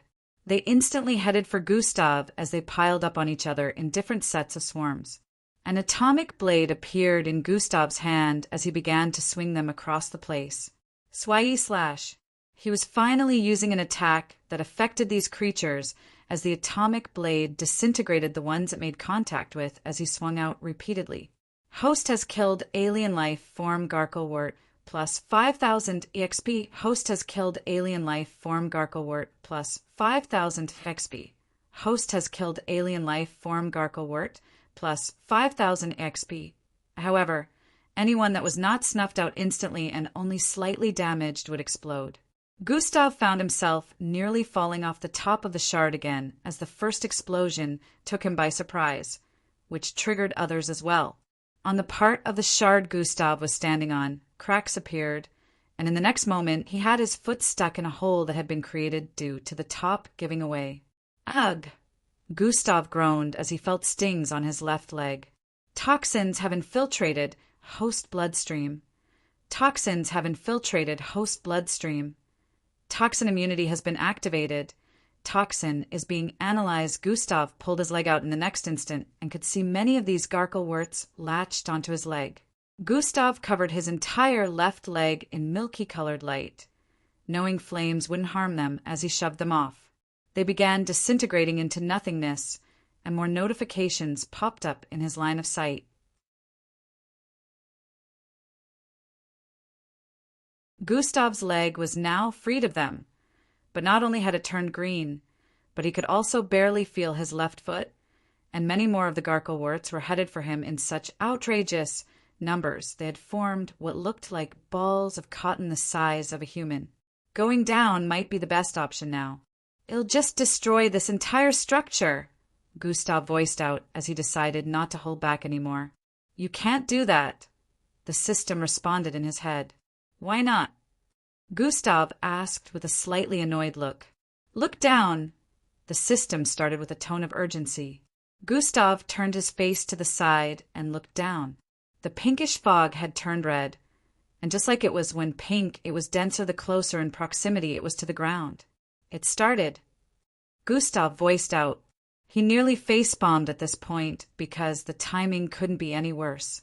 Going down was no longer an option, and he needed to keep the structure standing. Toxins have been successfully cleared from host bloodstream. Gustav felt his leg returning to normal as this notification popped up in his line of sight.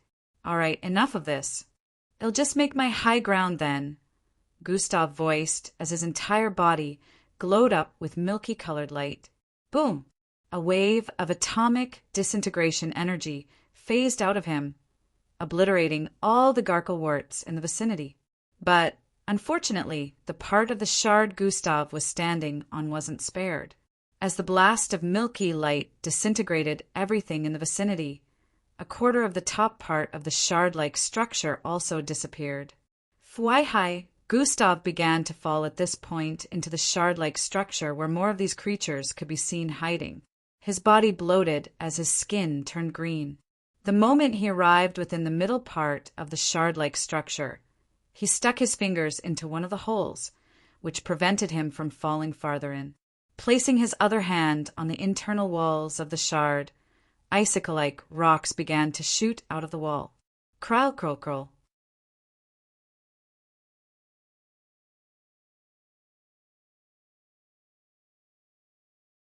Chapter 831. Placing his other hand on the internal walls of the shard, icicle-like rocks began to shoot out of the wall. Kral krol krol, the silk from the partial Calapisol alien from Gustav, took a shot across the place straight down to the bottom, destroying the inside of the massive shard. Energy discharge has been activated. Boom! Red energy blasted forth from Gustav's being, destroying the entirety of the shard as it spread across the vicinity. The other gargleworts below were disintegrated into fine powder as the energy blast was too much for them to absorb. As the shard was destroyed from the inside out, Gustav fell, but landed on an extension from the silk he had shot out earlier. The silk had formed a kind of spiky fortress protruding from the ground. It had taken the place of the shard that had just gotten destroyed.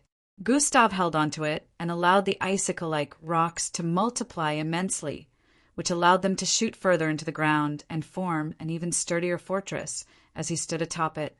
After some time, Gustav stared at the ground area, which was still several thousand feet below. The fog in the air was still red, but since he was high above, it happened to be very sparse around him. As expected, it was way denser below, and Gustav couldn't even see the bottom of the silk due to this, but he could feel something that made him constantly replicate silk. It's worse than I thought, Gustav voiced out. I told you,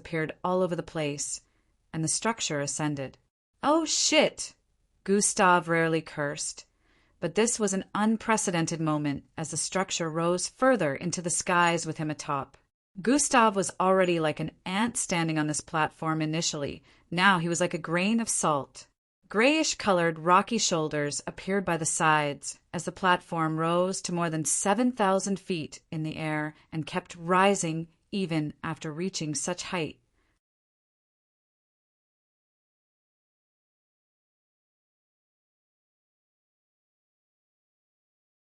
Chapter 832. From far ahead, one could see that Gustav was standing on a creature's head. The head had been the only thing protruding out of the ground initially, and it was already around 3,000 feet in length. There was no doubt that this creature would be humongous. Gustav wasted no time in using combination. Combination has been activated. Mutated bull plus demonic bunny plus blood wolf plus Savrina, serpent plus solar worm. This wasn't the time to spare energy, as he felt immense pressure from this creature encompassing the surroundings. Gustav instantly zoomed off across the air with immense speed after completing transformation. The skies parted ways behind him as a massive hand that bloated the reflection of light coming from the moon and stars descended upon him. Gustav's forehead broke a sweat as he stretched his hand out while flying and pushed forward as quickly as he could. The gravitational force of the environment ruptured as he cut a line across the air and disappeared.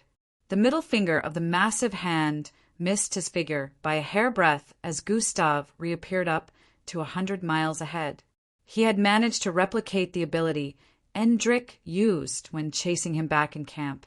Gravitational ability branched off telekinesis and space manipulation, so he was able to replicate that same ability in a moment of danger. Bang!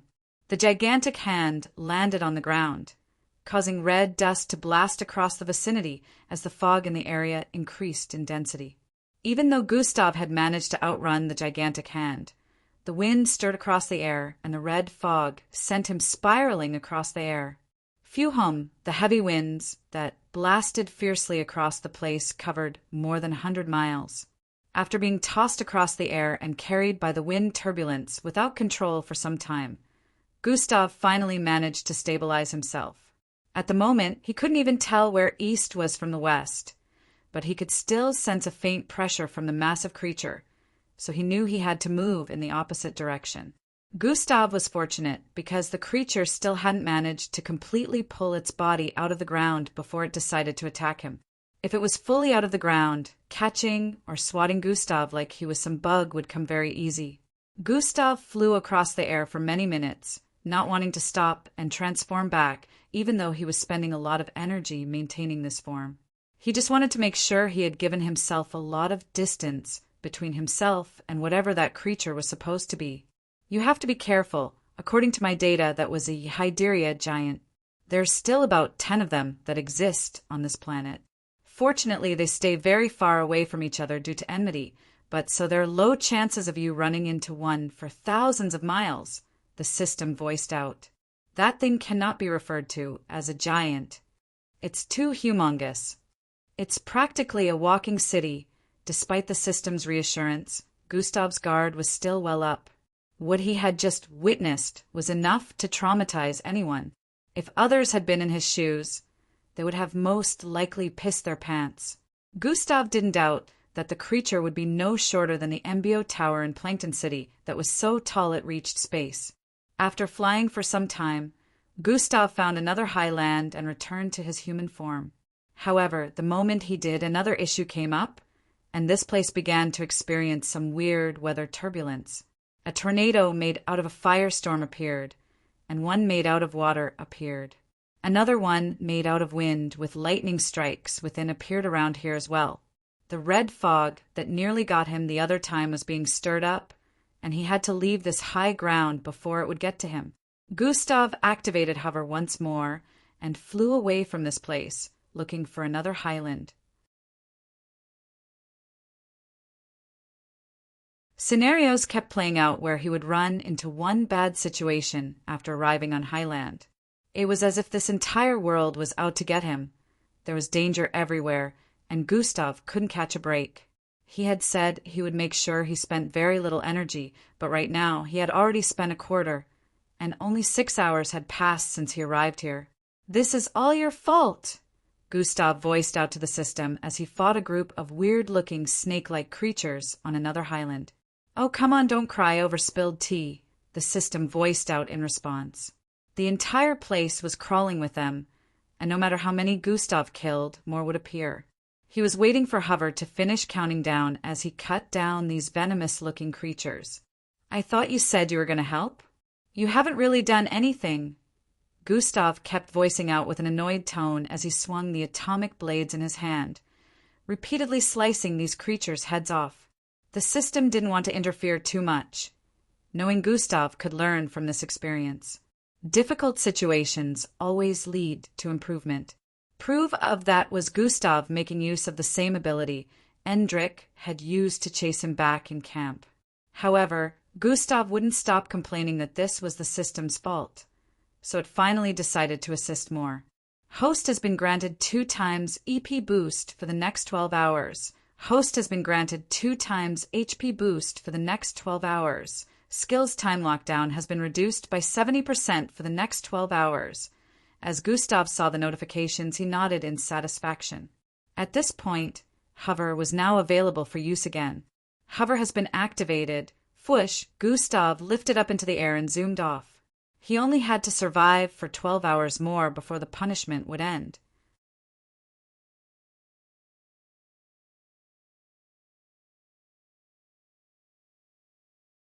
Chapter 833. Whoosh, Gustav lifted up into the air and zoomed off. He only had to survive for 12 more hours before the punishment would end. The serpentine-like creatures with rocky skins swarmed across the position he had just left. From above, it could be seen that they were coming from every direction, and some were even coming from under the ground. Gustav glanced back for a moment while zooming off across the sky. There were at least 1,000 of them. While flying away, Gustav pulled out a pill from his storage ring and swallowed it. This was meant to help him with the issue of no oxygen for the next 12 hours. Hours later, Gustav had repeatedly changed from one high ground to the other, still facing the same issues. The species on this planet were trying to kill him, just as many species with different DNAs lived on Earth. This planet also had numerous species that were even more dangerous. Considering the planet's size was at least 8 times the size of Earth, it could even be speculated that there were even more crazy creatures to be found here. Gustav wondered if there were intelligent life forms living on this planet like humans on Earth. However, he felt he might never find out since he had not even managed to travel past a single region since he arrived here, even though he had been flying all night. Presently it was daytime, and it turned out that the planet had 3 suns, and stars were still present in the skies even during daytime. One of the suns was light red with a part of it having blue features, while the other 2 suns, which were smaller than the first, were both bright aqua. The temperature of the planet during the day was neither cold nor hot. Gustav couldn't even describe how it felt basking under the glow of these 3 suns. While flying, Gustav noticed the color of the fog was changing once more. He looked down and saw it had transformed from red into a green color. "Is that safe?" Gustav asked as he paused in midair. "I don't have information on the green fog, but I'm picking up different foreign components, which I'm currently scanning for its effects," the system answered. Gustav conjured a diamond-like object from his palm and flung it down. It disappeared into the fog a few moments later after landing on the ground. God Eyes was currently active, so Gustav was able to see the ground from high up, despite the fog being very dense at the bottom. He watched the Iro silk for a few seconds, observing it to the very core and composition. However, there was no change to it in any way. The fog didn't affect it, but even with this, Gustav still wasn't convinced whether it was safe or not. "Oh, I guess I should stay away from the ground in the meantime till you determine whether it's safe or not," Gustav said before resuming flying. Gustav initially wanted to drop down and use himself as an experimental guinea pig to find out what exactly the effects of this fog were going to be on a living person, but he discarded the thought. Who knew if it would have irreversible negative effects on his body? Gustav spent the rest of the seconds he had left from Hover, flying across the place and looking for safe, high ground. Unfortunately, Hover ran out before he found any high ground, and he had to activate the ultimate combination form once more to remain above the ground. After 13 good minutes of flying across the air at a speed of 40 miles per second, Gustav finally could see a highland that looked like a building in the distance. It looked rigid and rough, like a bunch of grayish and red-looking stones stacked upon each other. But even with this, Gustav was a bit surprised since this was the first time he was finding anything remotely close to the looks of a building. The structure was oddly shaped like half a triangle with pole-like objects protruding from the sides. Before he landed on it, he could already see life forms in the vicinity. Gustav still had no choice but to land here since TH's ultimate combination form was taking up a lot of energy. Even with the system's boost, he had less than half of his original energy left at this point. The moment Gustav landed on what seemed to be like the 7th floor or the structure, he transformed back into his human form. The creatures in the vicinity were initially frightened, sensing the immense and powerful pressure from the approaching figure. But the instant Gustav transformed back, the pressure disappeared. The fear they had on their faces disappeared at this point as they began to head towards Gustav's current position from every nook and cranny of the surroundings. "For hours left," Gustav voiced out with an elated voice. In the next 4 hours, this nightmarish experience would come to an end. Gustav couldn't wait to finally get back to his room and take a long shower. Despite the fact that he could stay awake for days without having a wink of sleep, this experience had worn him out due to always being on the alert every second. The experience in the underground mixed-blood prison during the MBO tests was nothing compared to this, even though they had spent 2 weeks there. If he came here with the strength he had back then, he wouldn't survive an hour in here. Gustav turned to the side as he sensed figures approaching. If they created this, then they are slightly intelligent. I should try talking to them first before anything. I might be able to stay here for the next 4 hours and rest, Gustav thought as he began walking across what seemed to be a rough corridor. There were holes on the walls by the side that could not be called windows since they were so large, it felt like the inside was outside. Check out my WSA 2022 story Cultivation through Gaming It has been rebooted with new chapters as well. Smiley face.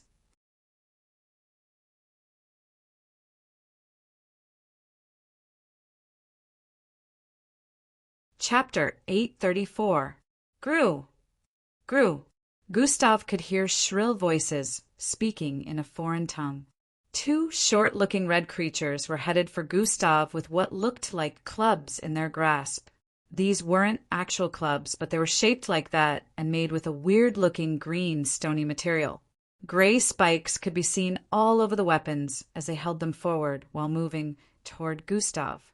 Their weapons were just as big as theirs, yet they could lift them well enough. These short red creatures had pointy tails and 4 eyes on their square-shaped head with pot bellies. Grew. The 2 made more weird sounds as they moved closer to Gustav. Hegel alien life form language has been successfully decrypted. As this notification appeared in his line of sight, Gustav heard more footsteps getting closer from up ahead and in front.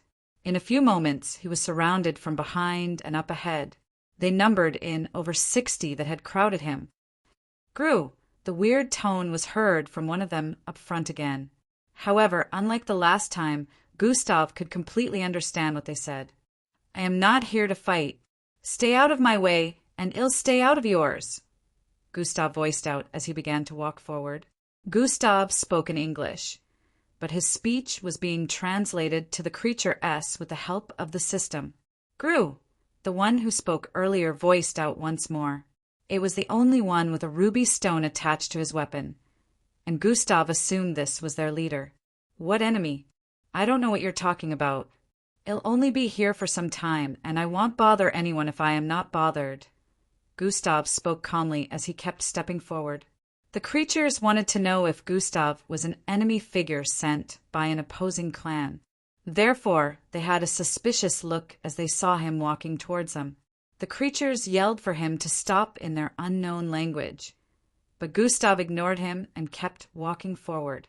One of them jumped up and swung the massive stone-like club towards Gustav's face. Gustav swerved slightly towards the left and swung his leg 180 degrees towards the right. Bam! His feet crashed into the face of the creature, sending it flying out of the open corridor area. This action alone caused the creatures to stand in place with fear. Even though the pressure they felt when Gustav was flying over had significantly reduced, they could tell he was no easy target. They parted ways as Gustav kept walking forward and arrived at the end of the corridor area. He leaped upwards towards the highest part of the structure and sat atop the roof. The creatures just stared at each other with awkward looks and looked up to see Gustav sitting in place without any intention of harming them. From up there, Gustav could see the environment better. This structure extended from the ground, where the fog was dense, to about 1,000 feet high up. The Rurdhagels could be seen moving about on the ground. They seemed to be unbothered by the green fog, but this still didn't make Gustav any less bothered.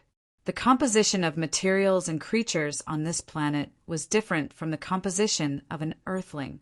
They all originate from this planet, so they were not bothered or harmed in any way by these toxic fogs, which were natural to them. What was natural to them was unnatural to him, and he was not in any way immune. So he still decided to play it safe and remain at the top of the structure. After what had happened, the creatures did not disturb Gustav anymore. Instead, they continued their initial activities, and Gustav felt he was finally free and could rest somewhere. It had been a long 20 hours, and he had spent a lot of energy points. He was glad this wasn't a punishment that came in his initial weaker days. He wondered if this was one of the hidden punishments among the other quests in the past that he completed. While Gustav was sitting in place, recovering his spent energy and waiting for time to pass completely, he noticed that the creatures were moving about the place like they were preparing for something. The Rurdhagels were taking orders from the one with the red ruby on its weapon. They seemed quite jittery as they moved about the place. He also realized that their numbers were greater than he thought. Right now, he could count no less than 700 of them from his current position, and there were still more. Surely if they ganged up against him, he would have a fairly difficult time fending them off, but they seemed to have believed Gustav wasn't here to harm them. After what seemed like 3 hours, a series of yells made Gustav open his eyes. Knit for Ki Carrot VVC Nruguo Jalantvak. The creatures could be seen lining up on the west side of the structure in a battle formation while holding onto their weapons. Gustav could sense movement from far ahead of them. He turned to the side and activated God Eyes. His eyes zoomed in, and he spotted a battalion of Rurdhagel headed towards the structure with similar weapons. These ones looked slightly different from the ones here, as they were a shade browner than red. Gustav instantly figured out that this must be the opposing clan they mistook him for. It turned out there was a war going on around here. Screams and battle cries were heard as the two fronts charged toward each other. Gustav watched as a battle unfolded in front of him between the two sides. From the looks of things, both sides were equally matched in terms of battle prowess and numbers. However, things began to take a strange turn when the other side brought forth some weird-looking cauldrons, and it started shooting out round, green, sizzling balls. These projectiles started to decimate a lot of their numbers on this side. Gustav kept watching as the battle turned heated by the second.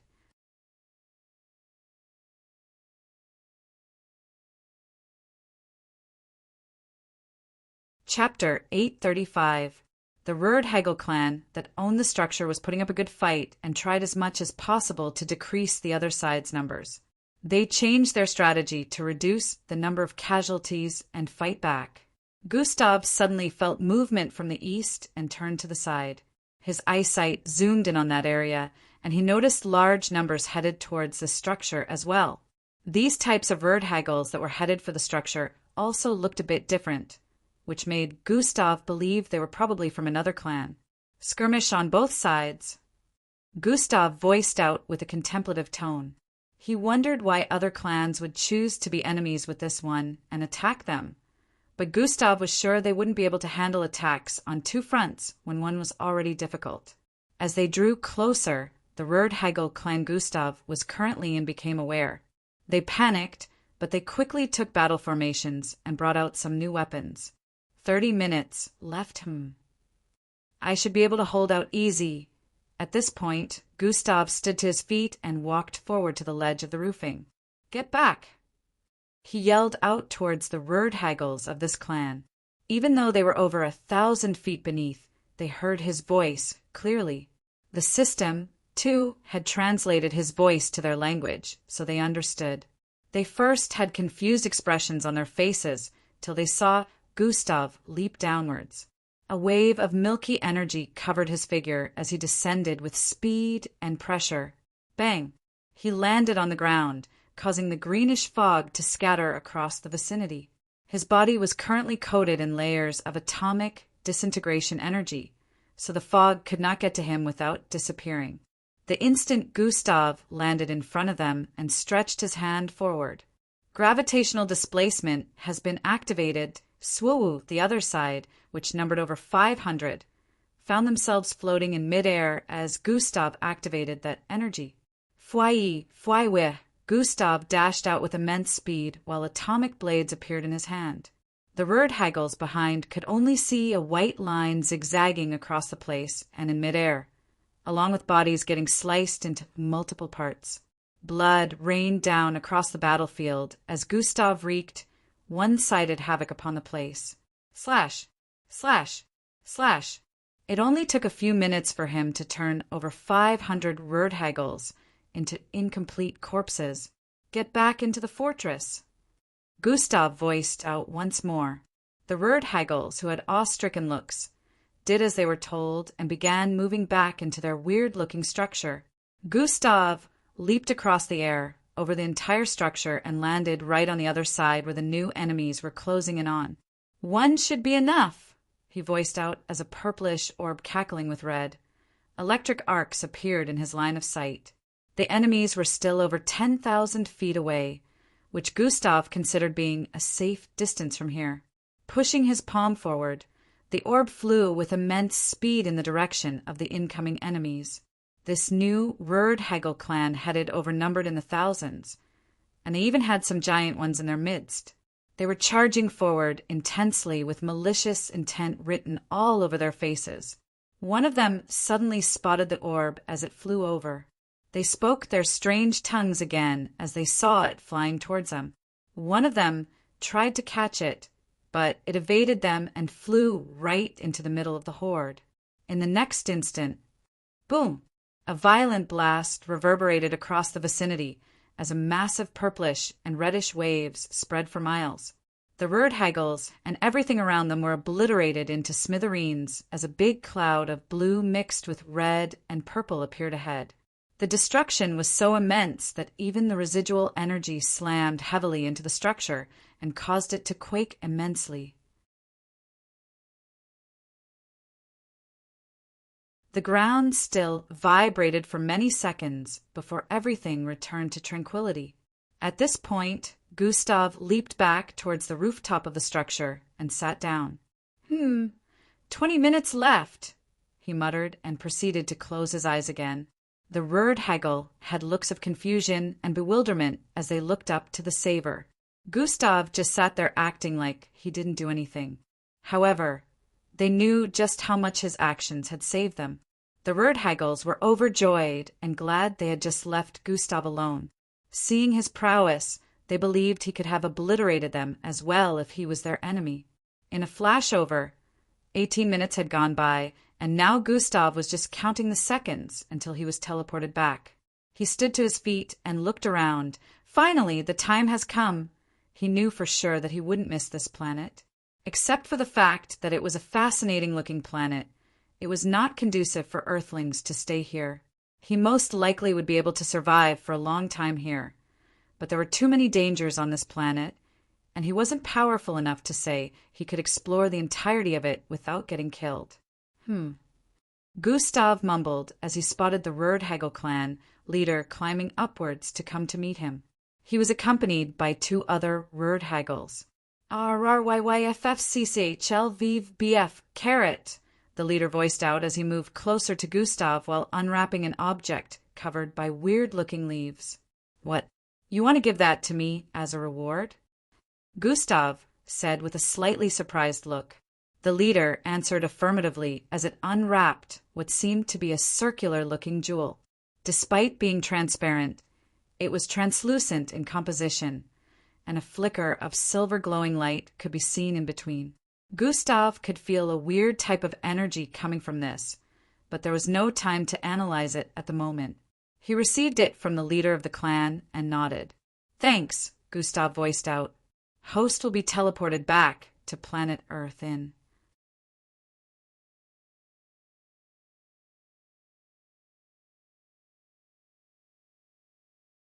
"5, 4, 3.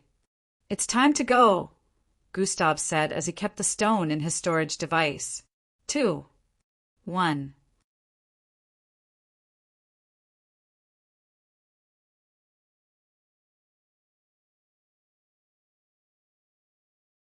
Chapter 836. "It's time to go," Gustav said as he kept the stone in his storage device. 2, 1. A bright glow encapsulated his entire figure in the next instant, and he disappeared. Zing! After he had suddenly disappeared from the spot, the Rurdhagels stared at each other and nodded. "Comhave, Carrot," the leader voiced out. This translated to, "Now that we have passed the sacred jewel to our savior, the wars will come to an end."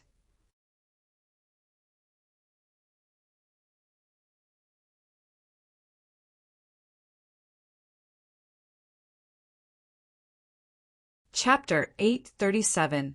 The buildings rose back to their initial height, and everything in the vicinity that was initially sinking. The flicker of light suddenly appeared back in the jewel as the area returned to tranquility. "What was that?"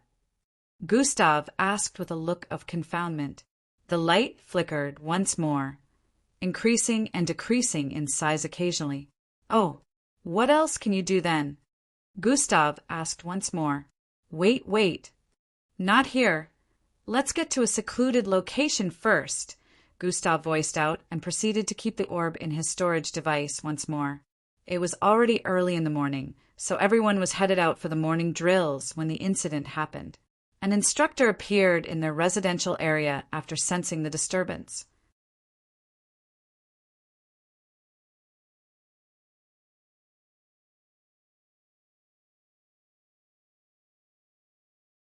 Chapter 838. "Come at me, Gustav. Let me see what you're made of," he added. Gustav didn't know whether to see this overly confident or cocky, but one thing he knew was that Felicio gave off a feeling different from others.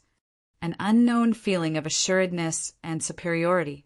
Swoosh, wasting no more time, Gustav darted forward with immense speed. It was never his intention to battle an opponent this way, but Felicio had left him no choice. He swung his right palm forward the moment he arrived behind Felicio. "Palm strike has been activated, Swai."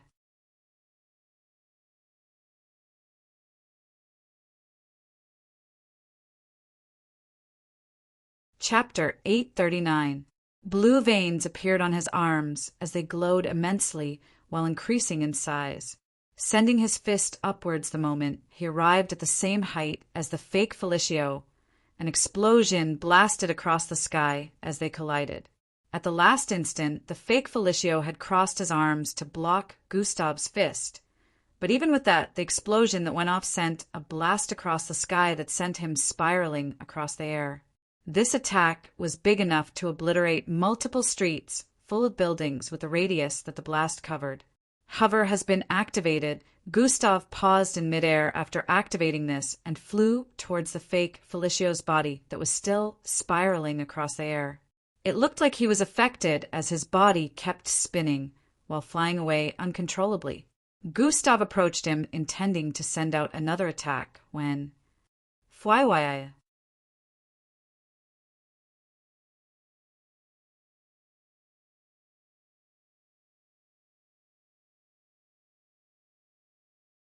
Chapter 840. The spectators had looks of awe as they stared at the battlefield. Some of them came to a realization, and their eyes widened as they heard his name. "Dash, it's Jack Sherwin!" Shock lined the faces of the audience like they had just seen a ghost as they began to realize who this was. "Dash, my goodness, It's actually Jack Sherwin in the flesh. Dash, Gustav just had a battle with Jack Sherwin? Dash, he reduced his age and strength level? Dash, why is he here? Dash, where is the real opponent?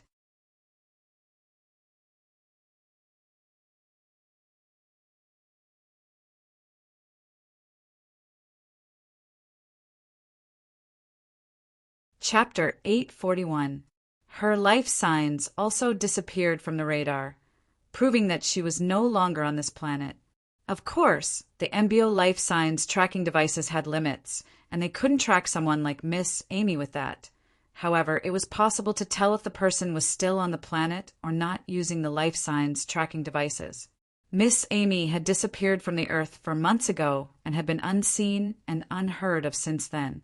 This still doesn't mean she's infected. There could have been a myriad of reasons why she disappeared. I'm sure she will come back soon. Gustav still didn't agree that Miss Amy could be infected. Well, you're not wrong, kid, but it remains a suspicion, Jack stated. I found out that you were her student. Haha, pretty interesting. She never struck me as the kind of person that would ever have a personal student, Jack added with a look of interest. Gustav, do you have any idea on her where she could have gone? Any clues or anything she has mentioned in the past? She needs to be found, Commander Cilia asked. It would seem that this was Jack's reason for coming here today. No, I haven't heard from her since I got back in here, Gustav answered.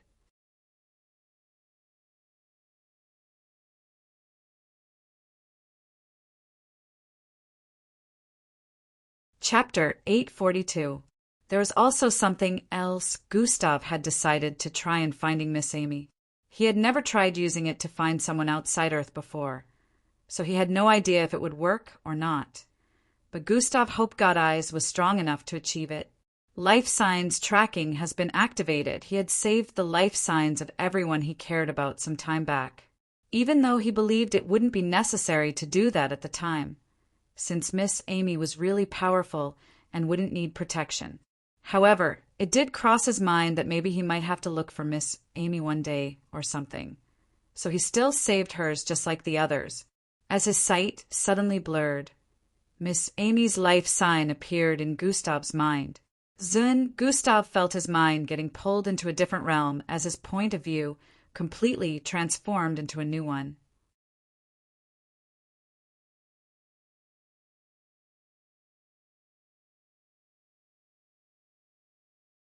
Chapter 843.